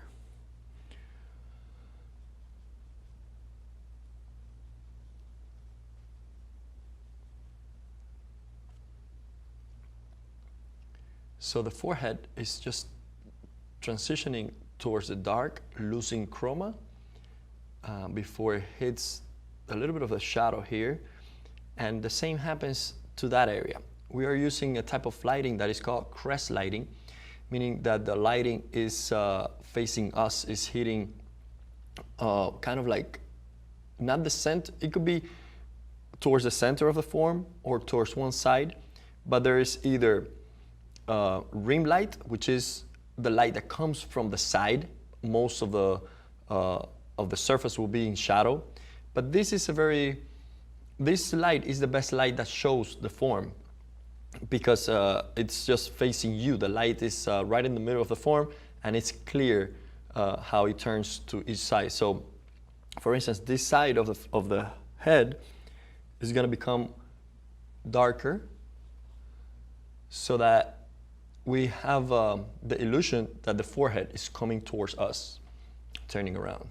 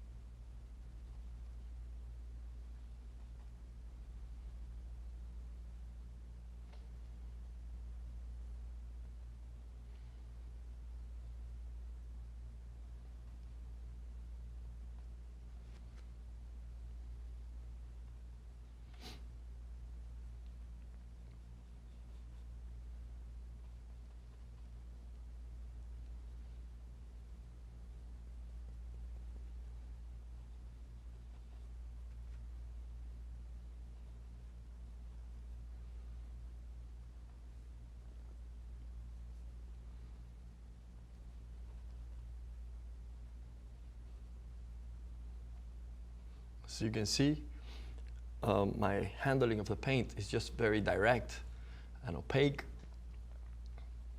I'm just trying to solve that problem of value and color.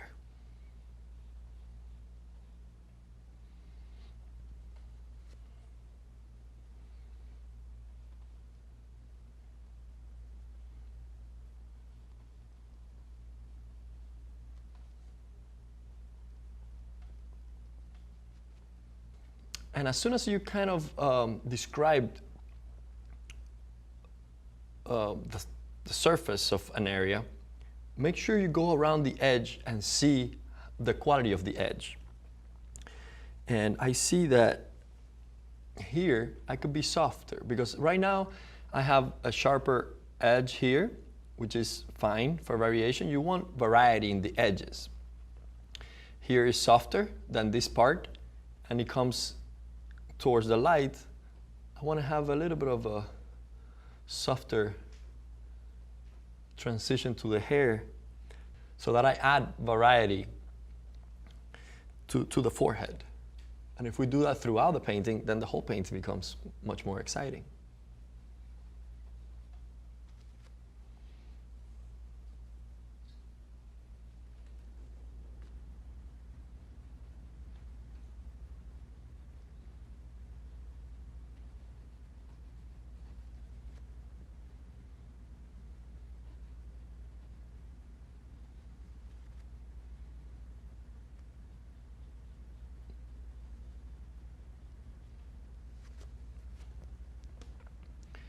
Now we see that before the area looked flatter, and now we have some volume on it. So let's catch up and try to have it throughout the head.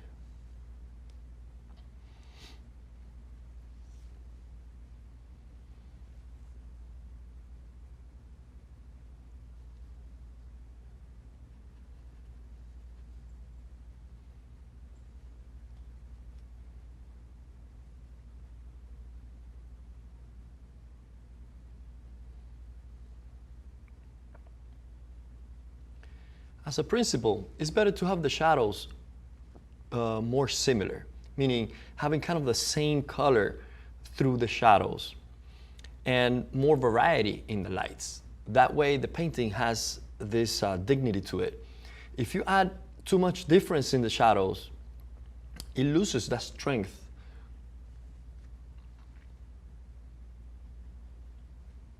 So think about the variety in the lights and more constant with the shadow.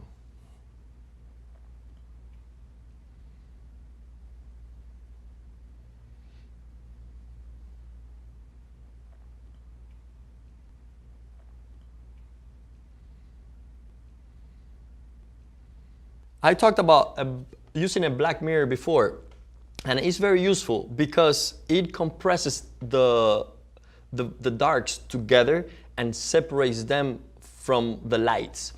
And if you have trouble simplifying the shadows, this is a good tool because you can look at it and see, compare it to the model and seeing if your families from the darks and the lights are working together. The difference between using a black mirror and a regular mirror is that the regular mirror is to compare shapes. You can see it upside down to compare it to the model. You can, step back away. Some people just put it on the top. If you see it like that, also upside down. But this black mirror is useful just for the values, not so much for the shapes because it's dark. Don't use your phone. I see a lot of people getting an iPhone or something when it's off, and they kind of use it as a black mirror. That's not a good idea because it's a deeper dark. Actually, the phones do the opposite. When you look at it through the screen of the iPhones or any phone, any smartphone, what happens is that the darks look lighter and the lights look darker. You don't want that. The effect of the black mirror is for the darks to look darker and compress. And yes, the lights are going to look darker, but not so much. They're going to separate these two families. So it's very useful. I don't want to get too crazy about judging what I just did here because the purpose of this is as a better setup for tomorrow. What we did yesterday was a good foundation to do this, but now it's fine. Tomorrow we're going to come and describe the texture and fine-tune it, and that's enough information there to do it. If by the end of the day today I cover everything and I want to fix some stuff, I can do it, but not take it to a finish. It's just with the intention of having a better reference for tomorrow. But that's fine. Just let's keep moving down. And it's better if we finish an area here to not go and jump to, you know, the shin or the neck or something like that. It's better to go to organize it so that you go one thing after the other. That way you can judge it better.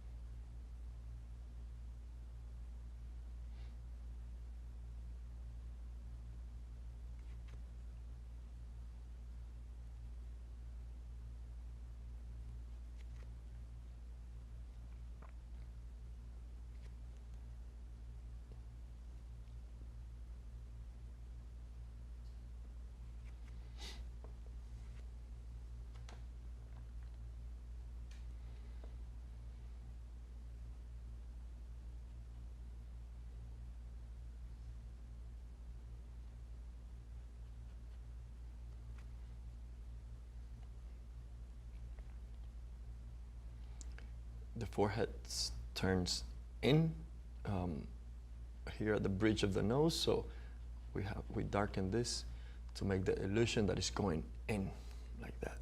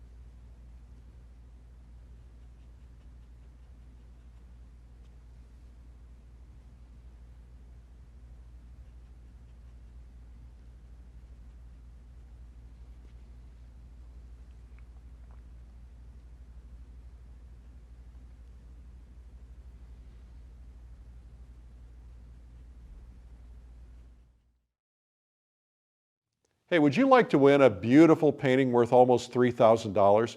We've got a beautiful Joe McGurl plein air study that he's done of the sunset in Maine. It's gorgeous. If you want to have an opportunity to win it, go to paintinggiveaway.com. giveaway.com. Just put in your email. That's all you've got to do, and you only need to enter once. We'll be giving away the prize at the end of May. Go to paintinggiveaway.com.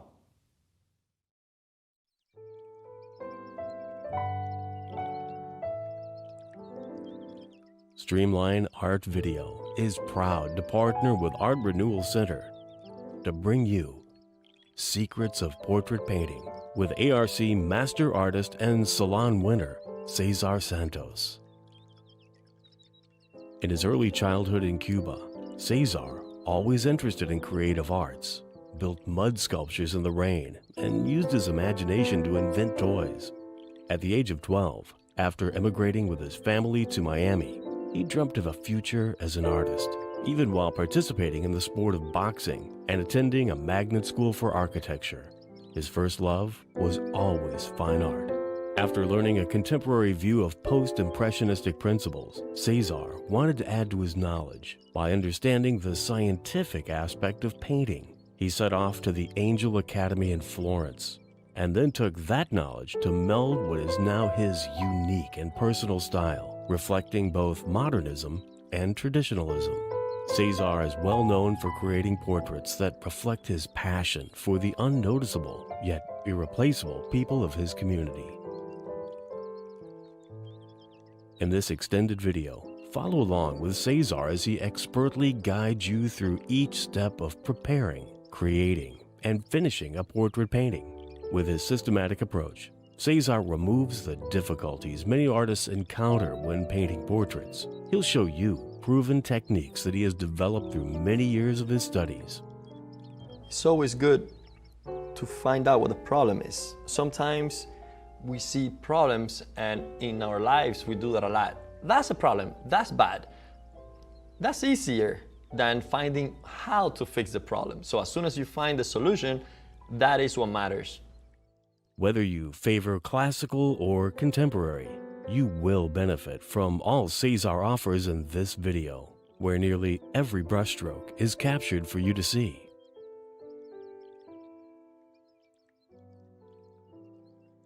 Cesar is very comfortable working in front of the camera, and you'll find his playful yet serious style easy to learn from.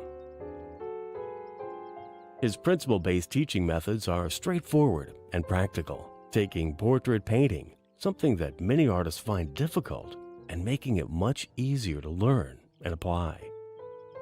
All this has the teeth inside. The structure of bones is just a circular shape that goes from side to side here, like that, and then from top to bottom going like that too.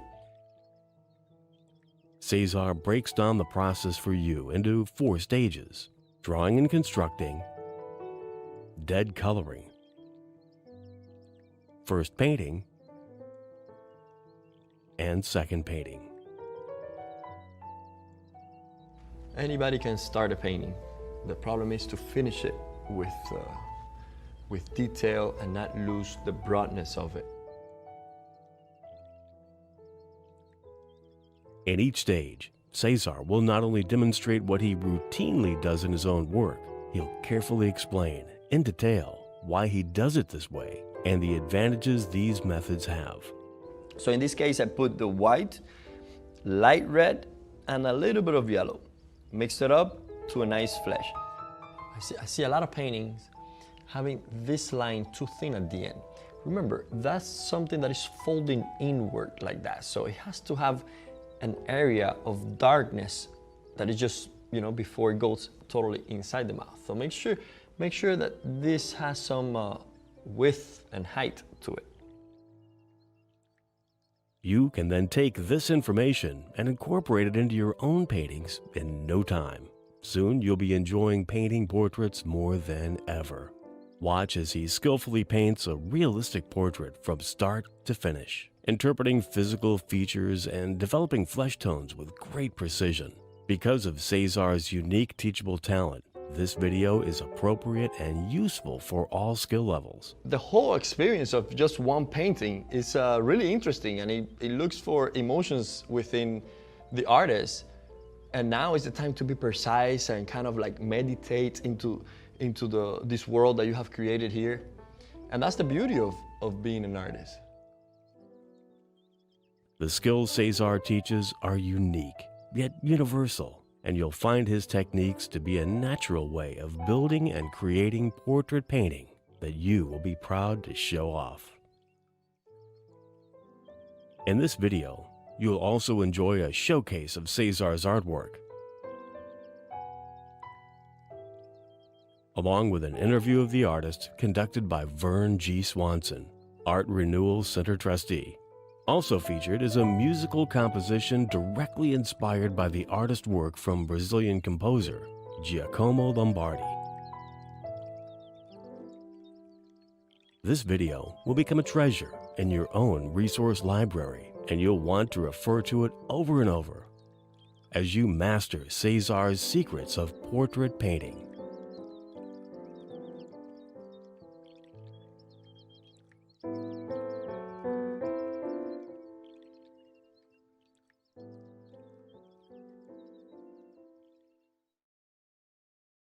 Secrets of Portrait Painting is the biggest selling art instruction video in history, anywhere. It's huge. It's a must. Anyway, if you want to learn more about it, you can find it at lilyartvideo.com. Now let's talk to the artist himself and do an interview.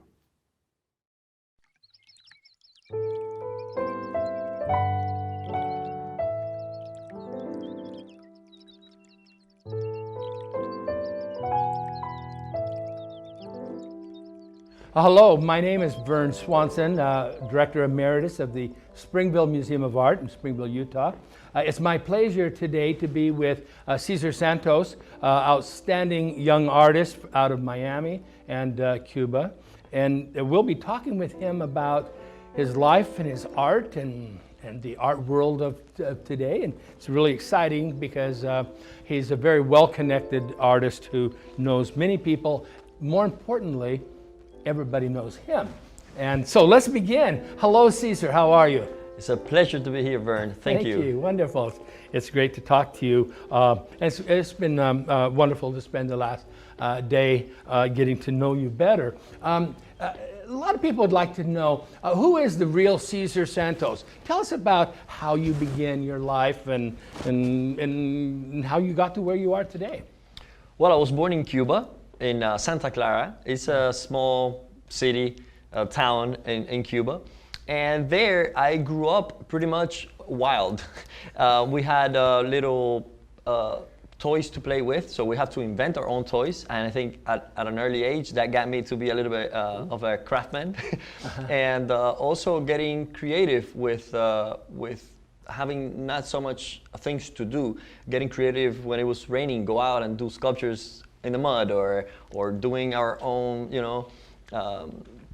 conversational pieces with friends when their lights went off and stuff like that. Because I grew up in a moment that Cuba was having some serious trouble after separating from Russia.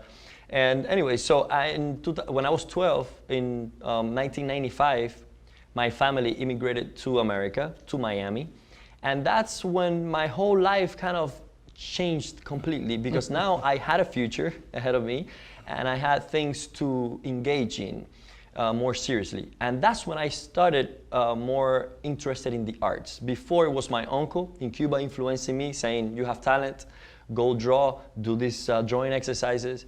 But it wasn't a serious thing because I was boxing as well. My father put me into several sports, track and field and boxing. And even though I kept practicing them and still do, my focus in America was to become a fine artist, a painter. Oh my goodness. So when did you decide that you would be maybe an artist? I decided when I was in middle school, and the only good grades I had was in art class. My art teacher said, you cannot go to a public school, apply. If you don't have money for a private school, just apply to a magnet school. And we have one of the best in the nation, Design and Architecture Senior High. And that, I think, was when I decided to launch my career in the design field, in the art field with design and architecture. And then from there, I decided that I wasn't gonna be an architect, so I turned into fine arts. So for college, so I just kept going more and more into painting. And more into painting. And what kind of painting? You went to art school, the New World School of the Arts. Of the Arts. For college, yeah. And what kind of school was that? And what kind of art were you basically directed towards? Well, I was part of the art establishment. So pretty much that school was based on the contemporary views after post-impressionist type of principles, more directed to conceptual art and experimentation, rather than developing the classical techniques or the craftsmanship to see the world around us and represent it. It was not about that. It was more how to live as an artist, how to see as an artist, in terms of what we call artists nowadays. So basically it was a modernist, postmodernist type of art education. But that's not exactly where you are today. There must have been a turnaround somewhere. How did your life change that in such a way that you are now the artist we know you are? Well, I see myself as being part of that, and I would like to be always. I never thought of myself as a classical or a purist painter. The only difference is that I was not happy with the teachings I was getting in the school, because it was one direction oriented. It was only conceptual and experimentation, and never the scientific part of painting, which I loved. I looked at our history books and I looked at Velázquez and I say, how did he do that? And page by page, different names come up and all these secrets were lost. So I think as an artist, developing artist, I saw myself that with the responsibility to go and learn how to do that if that was my passion. But I didn't want to escape the contemporary art world. I wanted to be part of it because that's how I started wanting to be part of it. I just wanted to add something new to it. So basically, you were that, and now you're going to be this. You're going to meld the two together. Yeah, so I left the school. How did you do this? What mechanism brought the two together? Well, after 4 years there, I was about to graduate with a bachelor's degree, and all my future looked like was teaching, like one of my teachers, theory of art, art history. So I said, no, I cannot do that. I'm not going to depend on that for my life. So I looked around and I saw this small academy in Florence, the Angel Academy of Art. And I saw the student work on the website, and I said, am I that bad as an artist? Are they learning how to do this? What is this? So I kept insisting, and my parents finally, after a year of me bothering them to get me there, they finally cooperated and gave me the funds to go study there. Oh my goodness, that's spectacular. So how long were you in Italy at the Florence? I graduated from the Angel Academy in a year and a half. I was in Florence about 2 years. About 2 years. And so you kind of set your own agenda. And really it's remarkable. I know of no other American artist or European artist who has tried to meld the two, modernism with traditionalism. Now, tell me, which artist, living or dead, have been influential in your art career? Well, thank you for mentioning that. Just a little bit before that, I wanted to mention that that was my life. After studying in contemporary art school, and going through the conceptual training and mixing that with the traditional school in Italy, I was part of these two worlds, and I also saw nobody doing this conversation. Right, so my series of syncretism was about that, about opening a space in a canvas that both both opposite schools of thought can live together and interact with each other. Because that was my life. That reflected who I was at the moment. Now, about the artists that influenced me, I have never been a type of, I don't follow the artist. I look at images of the past, the present, that talk to me, that tell me something, that I learn from. And that's what I take away. I don't, there are Rembrandt pieces that I don't really like, and there are, unknown painters that I'm blown away by some of their works. So, but I have two influences. One is from artists who changed the term beauty, that challenged what beauty meant, because we think it's a universal, beauty is universal, but it's not. We know that what is beautiful as makeup in some tribes, we find them horrible. And so beauty always changing within the social group that we are. And I think the artists, like for instance, Michelangelo, when he did the wall, not the ceiling. You see, the ceiling is good taste, is more organized. And you see the wall and you see the artist saying something different. And that caused controversy and problem at that time. So I like that.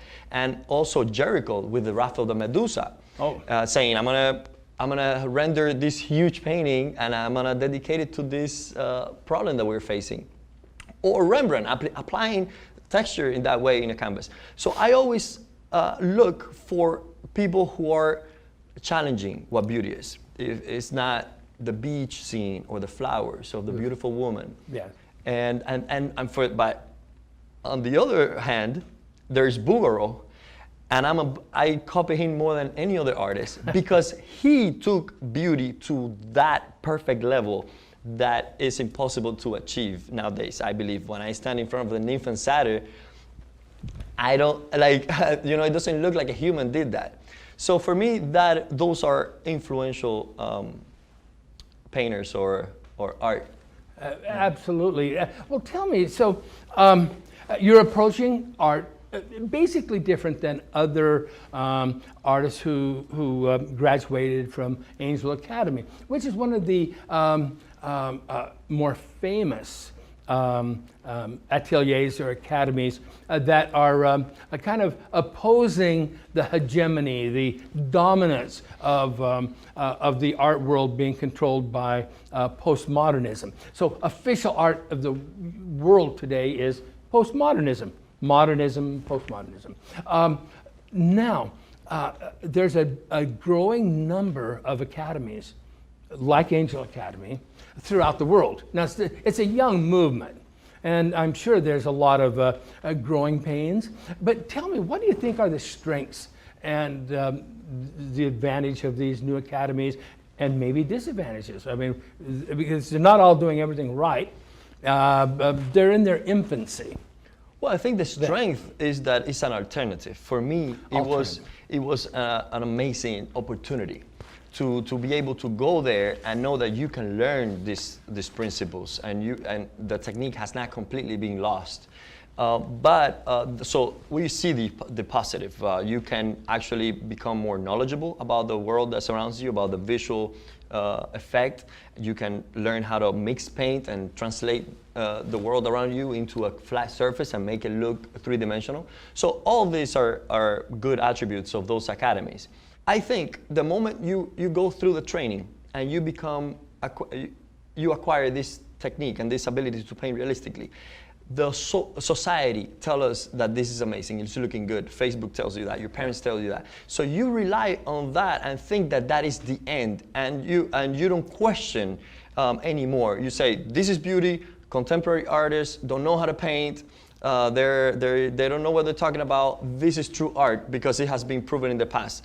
And there's no point to be mimicking classical painting. And that's what I see a lot. I see a lot of mimicking and wanting to, but really it's not about that. I think art has to challenge, take people to a new place they've never been before. It sounds like there's a bit of arrogance there. Once they've attained a minimum degree of proficiency, they think they've gained it all. But it's really student practice. Exactly. That has been my challenge, because I want to learn how to be a better painter. I want to create with my brush things that will take people's mind to a new place, a different place. But I want to be relevant to my surroundings. Exactly. I want to present images that people, that not the public, because that's what television does. And I think that's a mix, that's a confusion that we have. I don't care in my art to please people.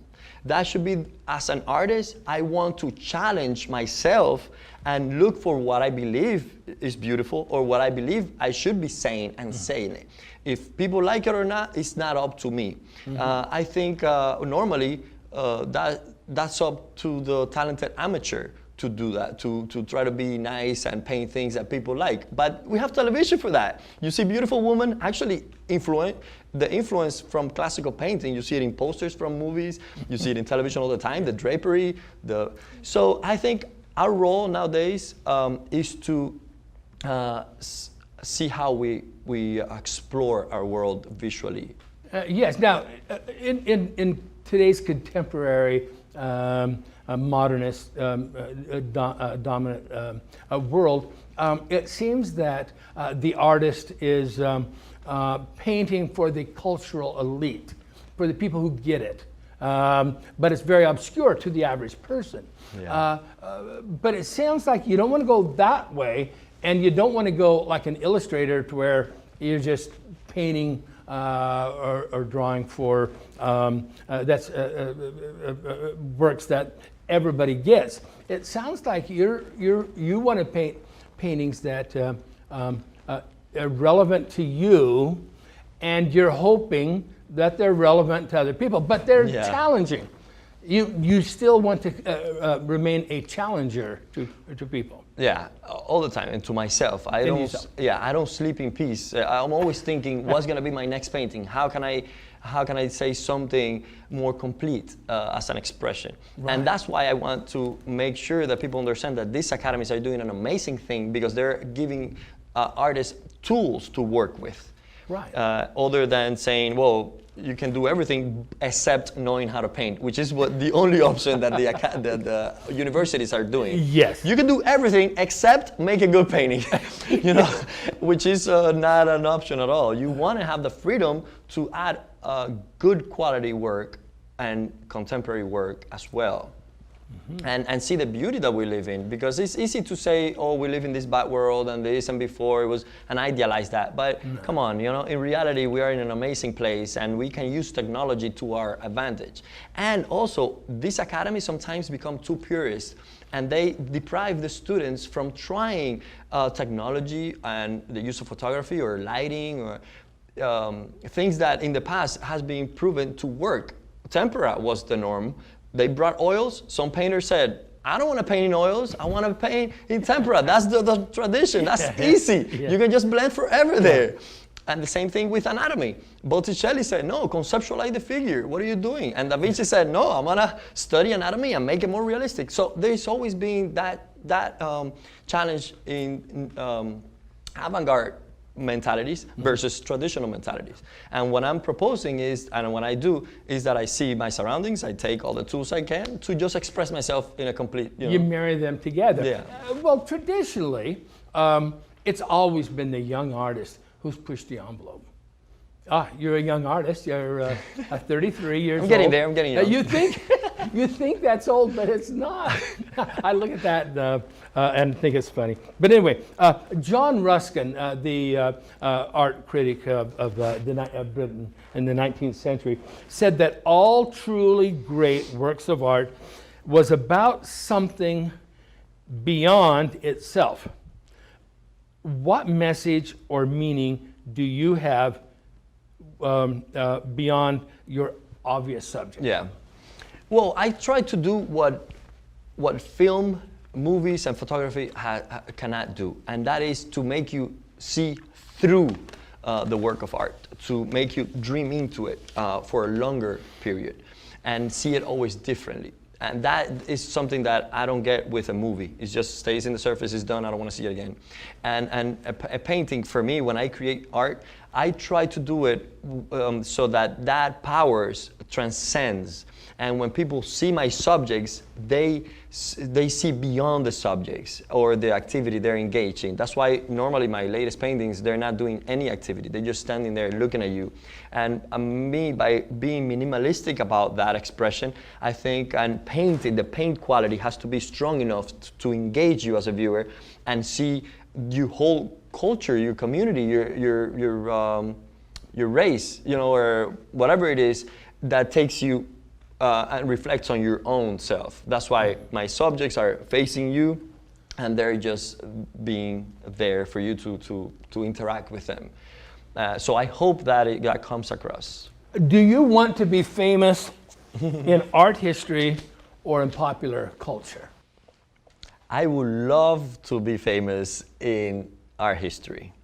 My uncle always told me, you need to take people to a new place. You need to contribute to the art world and look for ways that takes you there. Like make an effort to look at things differently. Don't settle for just repeating or trying to mimicking the past. And I think that's important. And tell me about your studio practice. Are you what we call a studio rat? Or, in the studio, great discipline? Or do you like to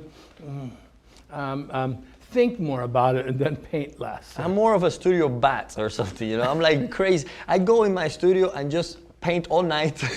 And a studio bat. Yeah. No, I don't like the rat part, but yeah. Yes. No, but I think I have a great work ethic. Since because of my background and my lack of money and funds, I think I had to strive for a successful career in the arts. So that made me, and also being an artist is like this, it's challenging yourself. And I work more than any artist I know. I spend 10 to 14 hours a day, always think of new things, always making a painting. If I'm not drawing, I'm writing. If I'm not writing, I'm painting. So that is my life pretty much. And I exercise every day because that's, for me, is a reset.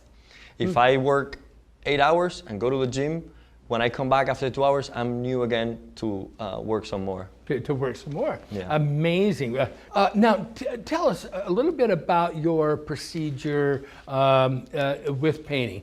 You get up in the morning, you've been thinking, and I saw your sketchbook, and that's very important. Tell us about your sketchbook as a part of that package that make you you. Yeah, I think it's sad that a lot of artists don't have sketchbooks. For me, it was surprising when I went to the Angel Academy, because at the university, the New World School of the Arts college, everybody had to have a sketchbook. And suddenly I find myself in a classroom learning techniques, and always people left it to the school. So I think the sketchbook has to be there, because those are your moments, your thinking process, your practice, and you need that as a warm-up, as a brainstorming place, and that is all your intimate thoughts go into your sketchbook. So I think you have to have it if you are a serious painter. Unless you have just loose pages full of sketches, which is the same idea, but it's better to have something with you that you can take around. My process in painting, even though I use technology, I think it's very classical in approach, because I take photos, and those photos I take them as studies. They're not, I don't copy the photo because I don't have anything else to paint. It's more that reference. Instead of doing a color study for this and a sketch for that, I get some photos and I arrange them in Photoshop, which is more of another study. Yeah. And all of that works to my advantage because it's just faster. And at the end, when I'm painting, I'm looking at all these studies, even though I'm in my studio, and not painting from life. I am painting from life because I took the photos from life. My thoughts came from my life. And I think that's a misunderstanding also from the conservative point of view, or the purist, that painting from life is sitting there and painting in front of the subject. And I think if you don't have arbitrary lighting, if you don't change your colors around or your values, if you're pretty much copying what you see in front of you, that is pretty much the attitude of a camera. So that you're painting from life while you're painting literally does not mean that you're painting from life. Painting from life is more like looking at your life surroundings and painting from your brain, cerebral painting, and just painting it. It doesn't mean that you have to be outside of your studio or anything like that. So my approach, even though I use technology, as much as I can, or as much as it doesn't harm me, I think it's very classical, because I get all these studies and drawings and make it. Well, do you paint from life? I mean, I do. I do. I'm gonna do it soon. I'll be doing the demo. Well, you'll be doing it right away. But I always I force myself to do it, because that's the only way, and I feel I want to make it clear for students that are beginning and have this and say, oh, photos, I love it. Cesar approved it, so I'm going to do it. Yeah. And what I'm saying is I never painted from photos when I was studying. In high school, studying art didn't, and in college didn't, and even at the Angel Academy didn't. I just use it now because I just realized I don't have to do what the teachers told me or what the school told me. It's to my advantage. But if you want to learn how to describe form and to paint a good atmospheric impression, you have to study it from life. That's because that's what you have in front of you. Exactly. Otherwise, the photo is going to tell you what to do, and that's not. Do you feel that photos often lie? All the time lie. You see it in courtrooms all the time. Yeah, of course they lie, and artists lie too. And I think that is the beauty of art, is distorting reality. Mm-hmm. If you copy what you see, nobody cares. And people say it's like a photo. You don't say Rembrandt is like a photo or Caravaggio, right? No. That is because they lied about what they saw in reality. And I think that's the beauty of it. You see the reflection of a mountain in the still water, in the lake, and that calls your attention more than the mountain itself. So we humans love these things that are similar but not quite, like black and white photography. Sometimes is more intriguing than regular photo. And that's why we have Instagram with all these filters. So you change all these filters and make it more interesting. You don't want reality as a raw sense. So I think as an artist, that's what we do. We show an alternative to raw life. Right. Now, the artist, Frederick Leighton, Lord Leighton, he in Alma Tadema even used photographs. So he would photograph his paintings and then look at the photograph and say, this needs to be, and then go paint from life to change it. Yeah. And then he'd photograph it again. Is that interesting? Have you ever heard anybody work that way? Yeah, I think Burro did some of that too. Yeah. No? So they had used photographs, but more as process, not as product. Exactly. You don't want the tools to do for you what you cannot do for yourself. For instance, if you learn how to do a straight line, you practice, you put the points together, and you kind of take your time and do a very straight line. Then you have a ruler, and that makes it easier, right? So you don't want a photo to solve the visual problems for you because it's already flat, it's a face, the background, so you just copy that. You don't want to do that. No. So you want to be able to manage yourself so you don't have to depend on the tools. You can just control and use the tools. Like brushes. Why do you want to paint with your fingers? We invented brushes to help us paint better. So anything that you as an artist find that is important to the process, your process, then use it. But it's a personal thing. It shouldn't be a value thing that for everybody we make a rule, know this and know that. For instance, projection. How many people have projected? People in the past projected, people in the present. But that is, and some people say, oh, they're cheating. I don't think so. I think they're cheating themselves if they don't know how to draw from life. Yeah. And they do that, but you can see it. Nobody's gonna get a good painting if you don't know how to draw and you just project it outside. So I think it's just like, you know, there's nothing inherently bad in those things. It's just the way it's used. Exactly. You okay. see? Now, in the past, many great artists, when they always had people that they trusted to come and look at their artwork. For instance, John Singer Sargent, whenever he would get a passage that is just a problematic, he would call in Alma Tadema.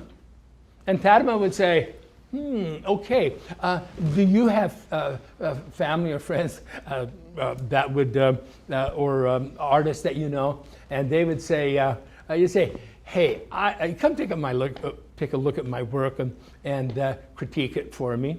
Do you ever do that? I do. Or all the time, every painting, and that's my wife. My wife Valentina, well, I met her when I was starting the Angel Academy in Florence. Oh, just starting. So basically, she went through my whole program, the bark drawings, the charcoal, everything. I would take her in the studio and show her the system, and I was so amazed by the way we construct a painting. And she developed this vision and this eye.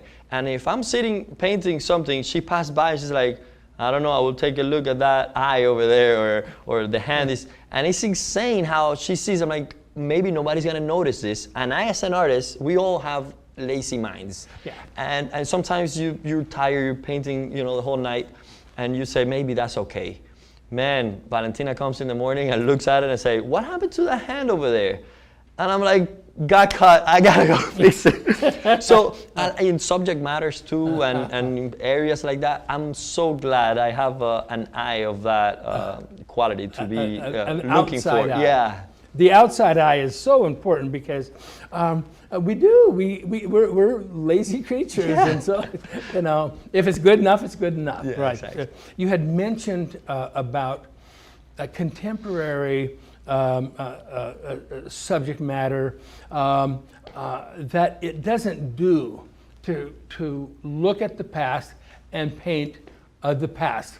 Yesterday's subjects, yesterday's exact techniques, yesterday's exact vision. What do you see is the obligation of the artist to paint their day? They don't have Their to paint. time. Yeah, I don't think it's the obligation of the artist to paint their day or their time. I think it's the obligation of the artist to be aware of their day and the time, and to somehow present it or go against it or something. But you cannot be asleep and say, I'm gonna do that because that's the comfortable way to do it and that's easy. They solve my principal problems, or my elements are there, and I'm gonna use that to make my amazing paintings that my cousins love.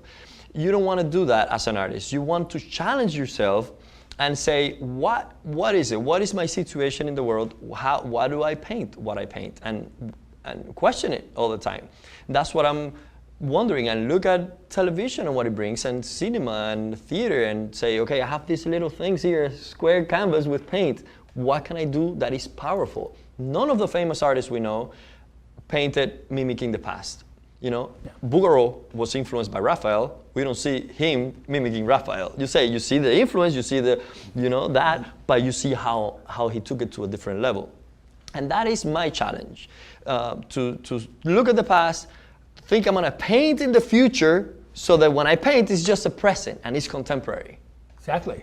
Wonderful. How do you, by what mechanisms do you keep interested in your own artwork? Now, you mentioned that you're somewhat prolific. I mean, you work very hard, you produce, but after X number of paintings, does it begin to be rote, routine?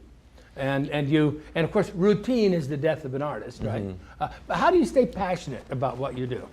Well, I stay passionate by conversation. I look around, talk to different minded people, argue with them, fight sometimes. Fight.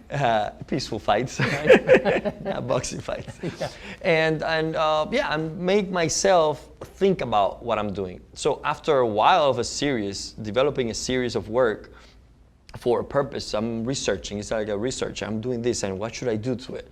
I've painted my paintings, my recent paintings. The background has like 6 layers, a complete cover, because I'm looking for something and I still don't get it. And I think is that trying to achieve that which is unattainable, it's what keeps me motivated and looking for new things and new ways. So I don't take it as, I'm going to paint this and tomorrow this, and I know what I need to do. I don't even know what I like. And I think I have that advantage. Yes. Well, Burne Jones once said, he said, between the last painting and the next one, I forgot how to paint. I have to learn how to paint. Totally. You know what? It's funny, because now I'm going to do a demo, and I'm going to use a system that I last week developed after copying a Bouguereau. And I think it's more advanced than my other approaches, even though I've taught the other approaches at some workshops. So I'm sure some students are going to say, oh my God, you told me a different palette, or you told me a different set of colors or layers. And I said, I do that all the time in my work. No 2 fleshes I paint the same. I don't know if that's well said, but I don't paint the skin tones or my palette. I don't set it the same way every day. Yeah.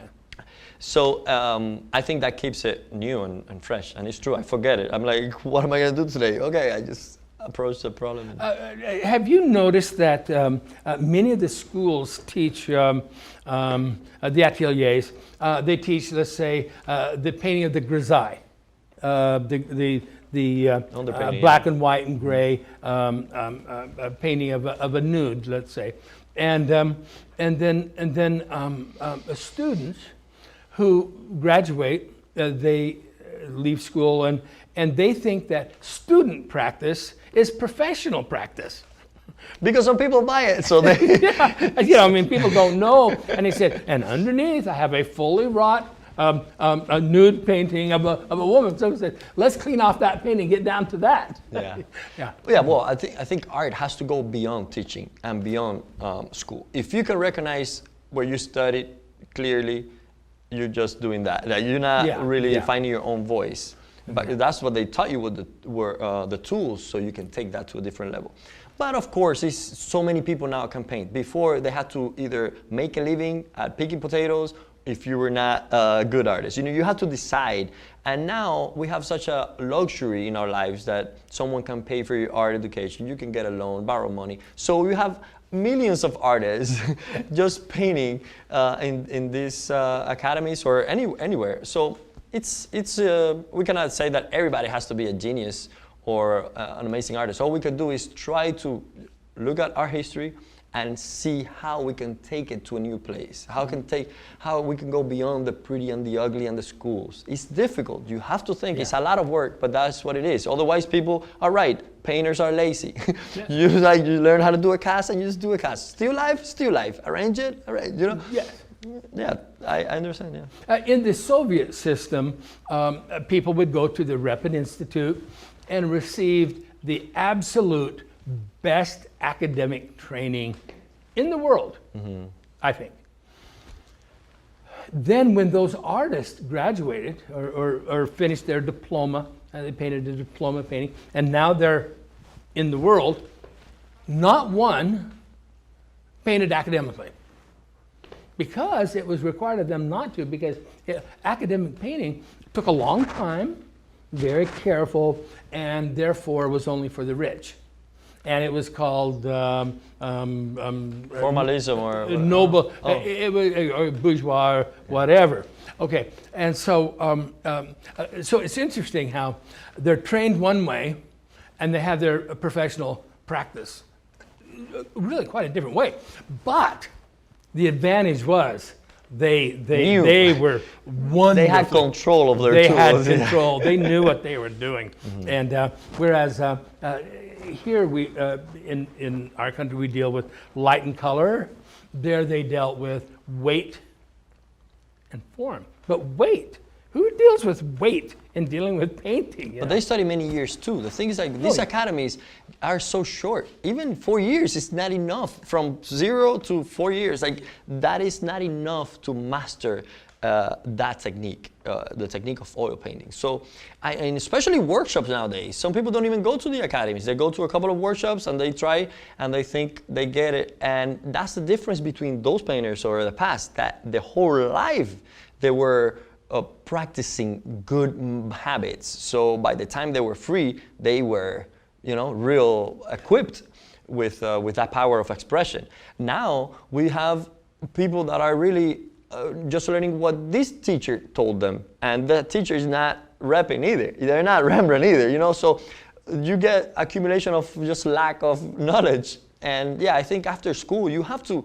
keep studying and spend more years, the 10,000 hours of quality practice, Oh, now you're having an exhibition coming up. Yes, how September. often do you have exhibitions? One a year or every other year? Or? Every other year, more.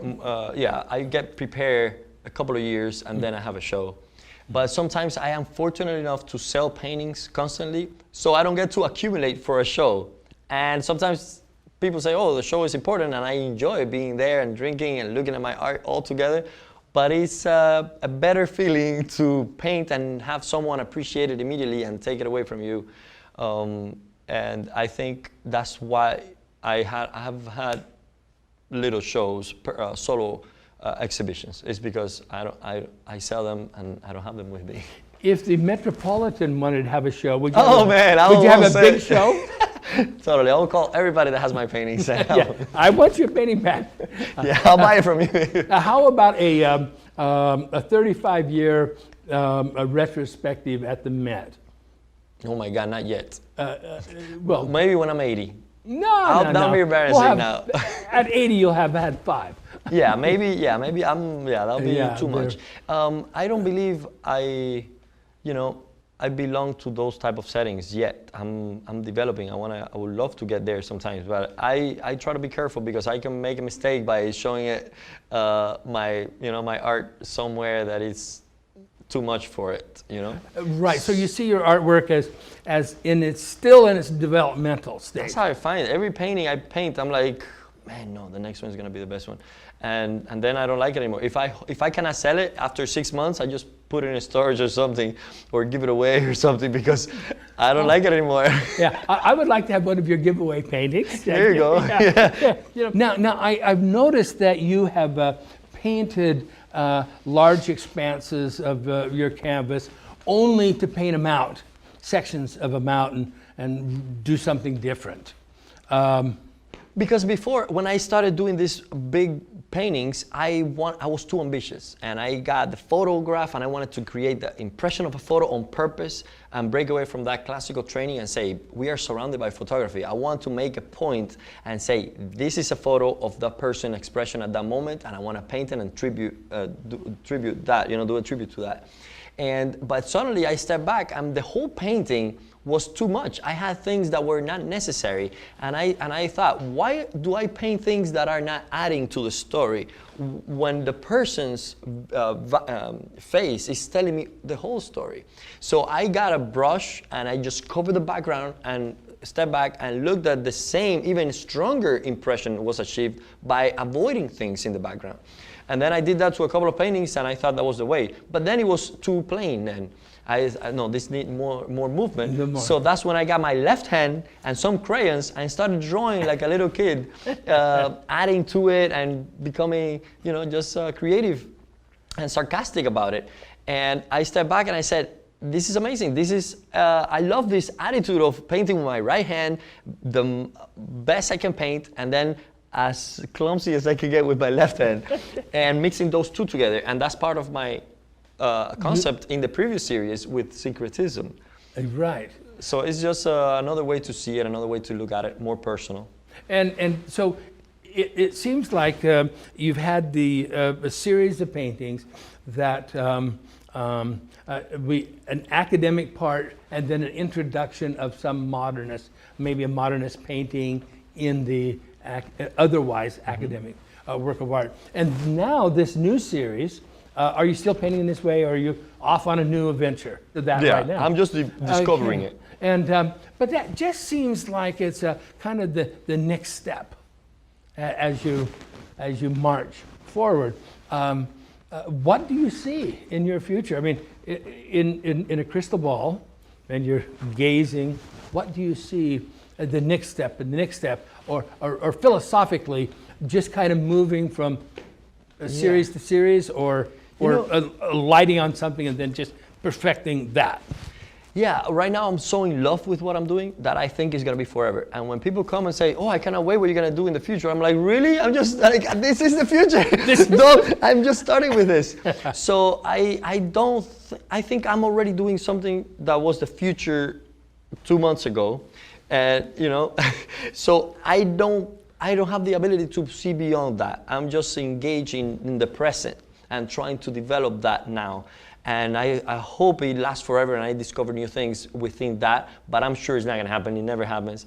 But I don't wanna be concerned with that fantastical world. Yeah, even yesterday, today, and tomorrow, it's good enough. Exactly. Yeah, let me revel in what I'm doing, right? Now I understand that there may be a book published on you in a couple of years, published by your wife. Well, she has been writing my biography, and since we met, she started getting points that have been tension or success stories, and just marking them and writing them in order and what happens around that and deals I've met with important people and stuff. And I think before it was just little text, but after 10 years. It's just one cool thing after the other. And I think that was a good idea to do, because now we have all these, writings that we might have forgotten if we didn't put it in paper. And I hope that will serve the future to just teach people or to show more of my life, how it went. And it also solidifies your reputation and your career, because you want to have a career tomorrow as well as enjoying it today, and with an expectation that tomorrow will be a good tomorrow. And I'm sure you seem to have confidence that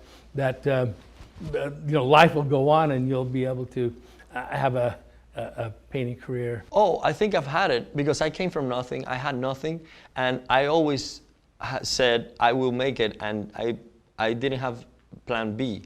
And some artists call me and say, "Oh, do you think I'm going to make it as an artist?" I say, "Oh, if you're thinking that, you're not going to." Yeah. Because I never thought about that failing point. And my present is the future of 10 years ago. So 10 years ago, I said, would I make it in 2016 or 15, living as a painter without just, having any other job? And it has happened. So I don't have to worry about that. I know that if I just do what I love, there'll be a way to survive, Yeah, my background is in academic painting mostly, and naturalist painting with the Russian art. And but your artwork is still yet to be categorized. You're kind of a little outside the box. now you go, how does that make you feel? I mean, uneasy, proud, well, scared? Definitely scared, but I think that is what my uncle always told me. If people go here, you go there. That's my first attitude when I was in college, was nobody knows how to paint here. I'm going to look for a place to go. So I went to Italy to study. So now everybody knows academic work. So then I go back to so I always do that, but my life is like that too. I am, explosive, and I change directions all the time. And I don't, that's when you ask me about the painters, I find myself knowing very little about contemporary painters and what they do and what the auction houses do.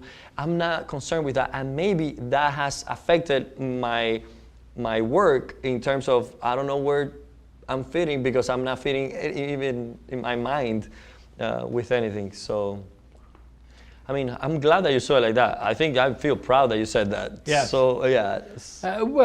You hate to think that you're plowing the same old field. You'd like to open up new ground. And you lose friends with that, though, because normally a lot of, because I did it, and that's why I say a lot of, but a lot of painters paint for their colleagues. And you find yourself in a group of people, you find yourself comfortable within them, and you share ideas and principles about art. And I think that's dangerous. No two artists can be the same in that. Like, you can be an impressionist, but you have to be against each other a little bit and say, no, I don't think that's true, I think this is. And if you want to stand out, because in art, you have to impose your views until it works. Yeah. Look at Picasso, look at all these people. They said, this is honesty, this is me, this is real. And until people said, yes, I see it now. You cannot say, well, my friends, I don't want to be willing to agree with my fellow artists and do what they would like me to do. And I hope what they appreciate is that I love arts and I love craftsmanship and technique, but they have to understand that you are yourself and you have to say stuff that even people don't agree, you have to say it. It is the way in the arts. So I find myself out of any group. Social, a little bit outside. Well, there are some artists who paint outside the box, but you seem to say, there's a box? No, there's a box. But anyway, what amazes me about your work, Cesar, is that my dear friend, Frederick C. Ross, Fred Ross in New Jersey, he's a major collector of 19th century academic painting. And he is a major benefactor for thousands of young artists like yourself who are at various stages in their career.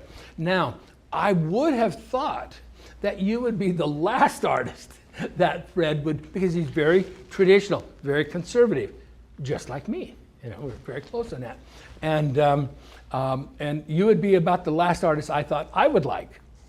You know, But we have something in common. you see what I mean? I can conquer you and Yes. Ross because I bring quality work.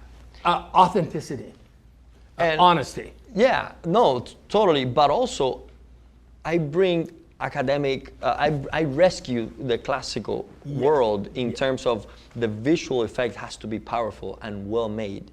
And I want to make paintings that are well done, that everybody can enjoy it and say, okay, we don't argue about that. That is quality work. My kid cannot do that. That type of feeling. And I think that is what I do have sincerely developed. And that's why I think I can be appreciated by people with, you know, like Right. you, who are more purist. And yeah, why not? Because Well, yeah, if you have the quality and the talent and the honesty, I mean, we see that, and then getting to know you, it's only reinforcing what we knew already. But you struck our eyes and we surrendered to you. You see, because great art does that. But I agree with all I of mean, you. it's a surprise to me. What's this upstart doing? I mean, well, you know. Yeah, and it's sad when people think that I'm just trying to be strange to fit into the contemporary art world. That's sad because that's easy to judge, but they don't know that what I'm doing is looking at my surroundings. What do? I go to CrossFit, I have an iPhone, I drive a car, and I eat this, and so I'm painting my people. Why? I'm being honest. Being honest is not saying, oh, my teacher told me that a girl looking at the window with a light in the face is what beauty is supposed to be, and I'm gonna paint that. And I want to be weird to be in Art Basel. No, I'm an artist. That's what it is. That's what everybody did. Being eccentric is the key to any major work of art. Rembrandt was eccentric. You're an art historian. Tell me a famous name that was not eccentric at his time. Art cannot be conservative. At that time, Bouguereau was eccentric with his huge nudes. Come in, look at these amazing girls naked. Wow, never painted like that before. Larger than life size. Like everything. Even Ang was eccentric for his idealization of form. And Van Gogh, I mean, you name it, and I tell you, is eccentric. Yeah, you talk about your physicality, and the gym and your sports, and people will think that that's unusual for an artist because the typical stereotype of an artist is they're a little wimpy guy, sallow, no muscles, they're thin, and they're backward, and they're inarticulate, and they're wimpish, mostly wimpish, and they're not very good citizens, and they're usually on drugs, and not realizing that they're describing modern artists. Yeah. but realists. That's funny. But realists are athletes. Whoa. This is what I've decided. An inordinate number of people who are professional artists have athletic backgrounds.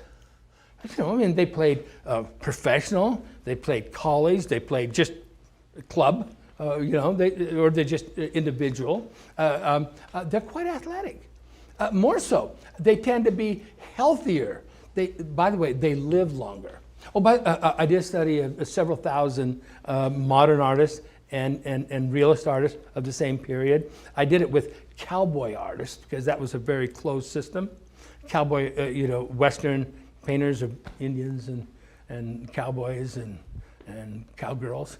Well, I think painting is very physical, so I don't think it goes against it. If you're sitting down doing stuff, I don't know, but I'm standing up painting with my brush and holding the palette full of color for hours and hours. So if I don't train, I think I'll be in pain by doing this. So, and this type of art requires a lot of attention and a lot of health, good health, and you have to be physical about it. It's, you know, you're carrying something and because you're using your body to paint. Yeah. You know, I mean, it's all in what are sports? You're a boxer. It's intuitive. Yeah. You know, you're moving. That dance between the canvas and you in the distance. Yeah, the canvas, and you're boxing that canvas. And sometimes it's tougher than some 250-pound opponent. All the time. All the time. Cesar,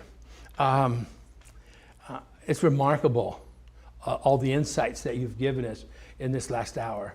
I've learned a lot. I think people who watch this video will be well informed and will come out more understanding of the artistic method, the truth.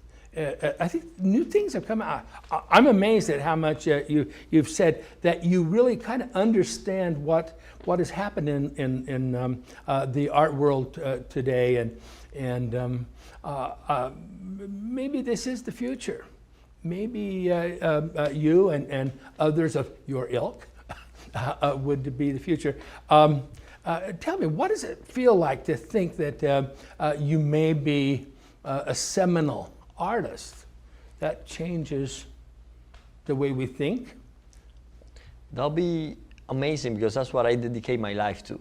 That's what I live for. So if that happens, then, you know, I want to cry right now. Yeah. But if that happens, you know, that is what I surrender to every day. So if that ever happens, which probably not, because I believe we are just dust and we are not important. But I do work hard every day, and I look to understand my situation. And if I ever influence anybody that stands in front of my painting, that for me was the success. That was a successful painting. So everything else is not up to me, but yeah, it feels good to think about it. Well, that's great. Thank you very much for talking to us about what's important to you. Thank you. Thank Wonderful. you so much. Bye-bye. I hope you've enjoyed Secrets of Portrait Painting with Cesar Santos. You're going to love watching this one. It's 19 hours and you're going to get so much out of it. You can learn more at lilyartvideo.com. I'm Eric Rhodes. Keep painting.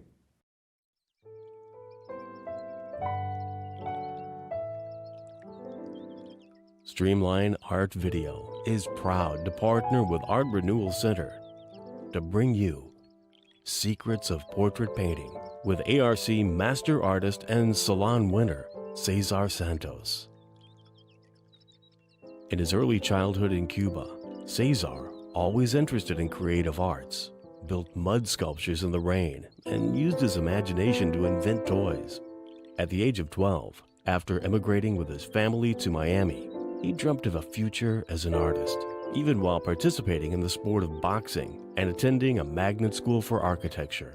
His first love was always fine art. After learning a contemporary view of post-impressionistic principles, Cesar wanted to add to his knowledge by understanding the scientific aspect of painting. He set off to the Angel Academy in Florence, and then took that knowledge to meld what is now his unique and personal style, reflecting both modernism and traditionalism. Cesar is well known for creating portraits that reflect his passion for the unnoticeable yet irreplaceable people of his community.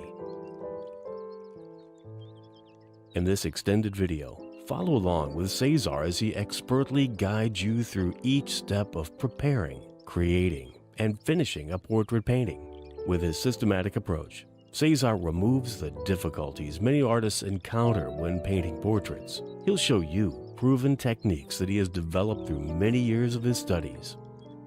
It's always good to find out what the problem is. Sometimes we see problems, and in our lives we do that a lot. That's a problem, that's bad. That's easier than finding how to fix the problem. So as soon as you find the solution, that is what matters.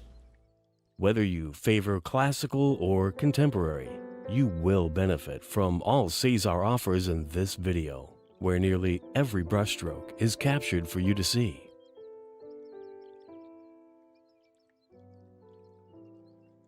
Cesar is very comfortable working in front of the camera, and you'll find his playful yet serious style easy to learn from. His principle-based teaching methods are straightforward and practical, taking portrait painting, something that many artists find difficult, and making it much easier to learn and apply. All of this has the teeth inside. The structure of bones is just a circular shape that goes from side to side here, like that, and then from top to bottom going like that too.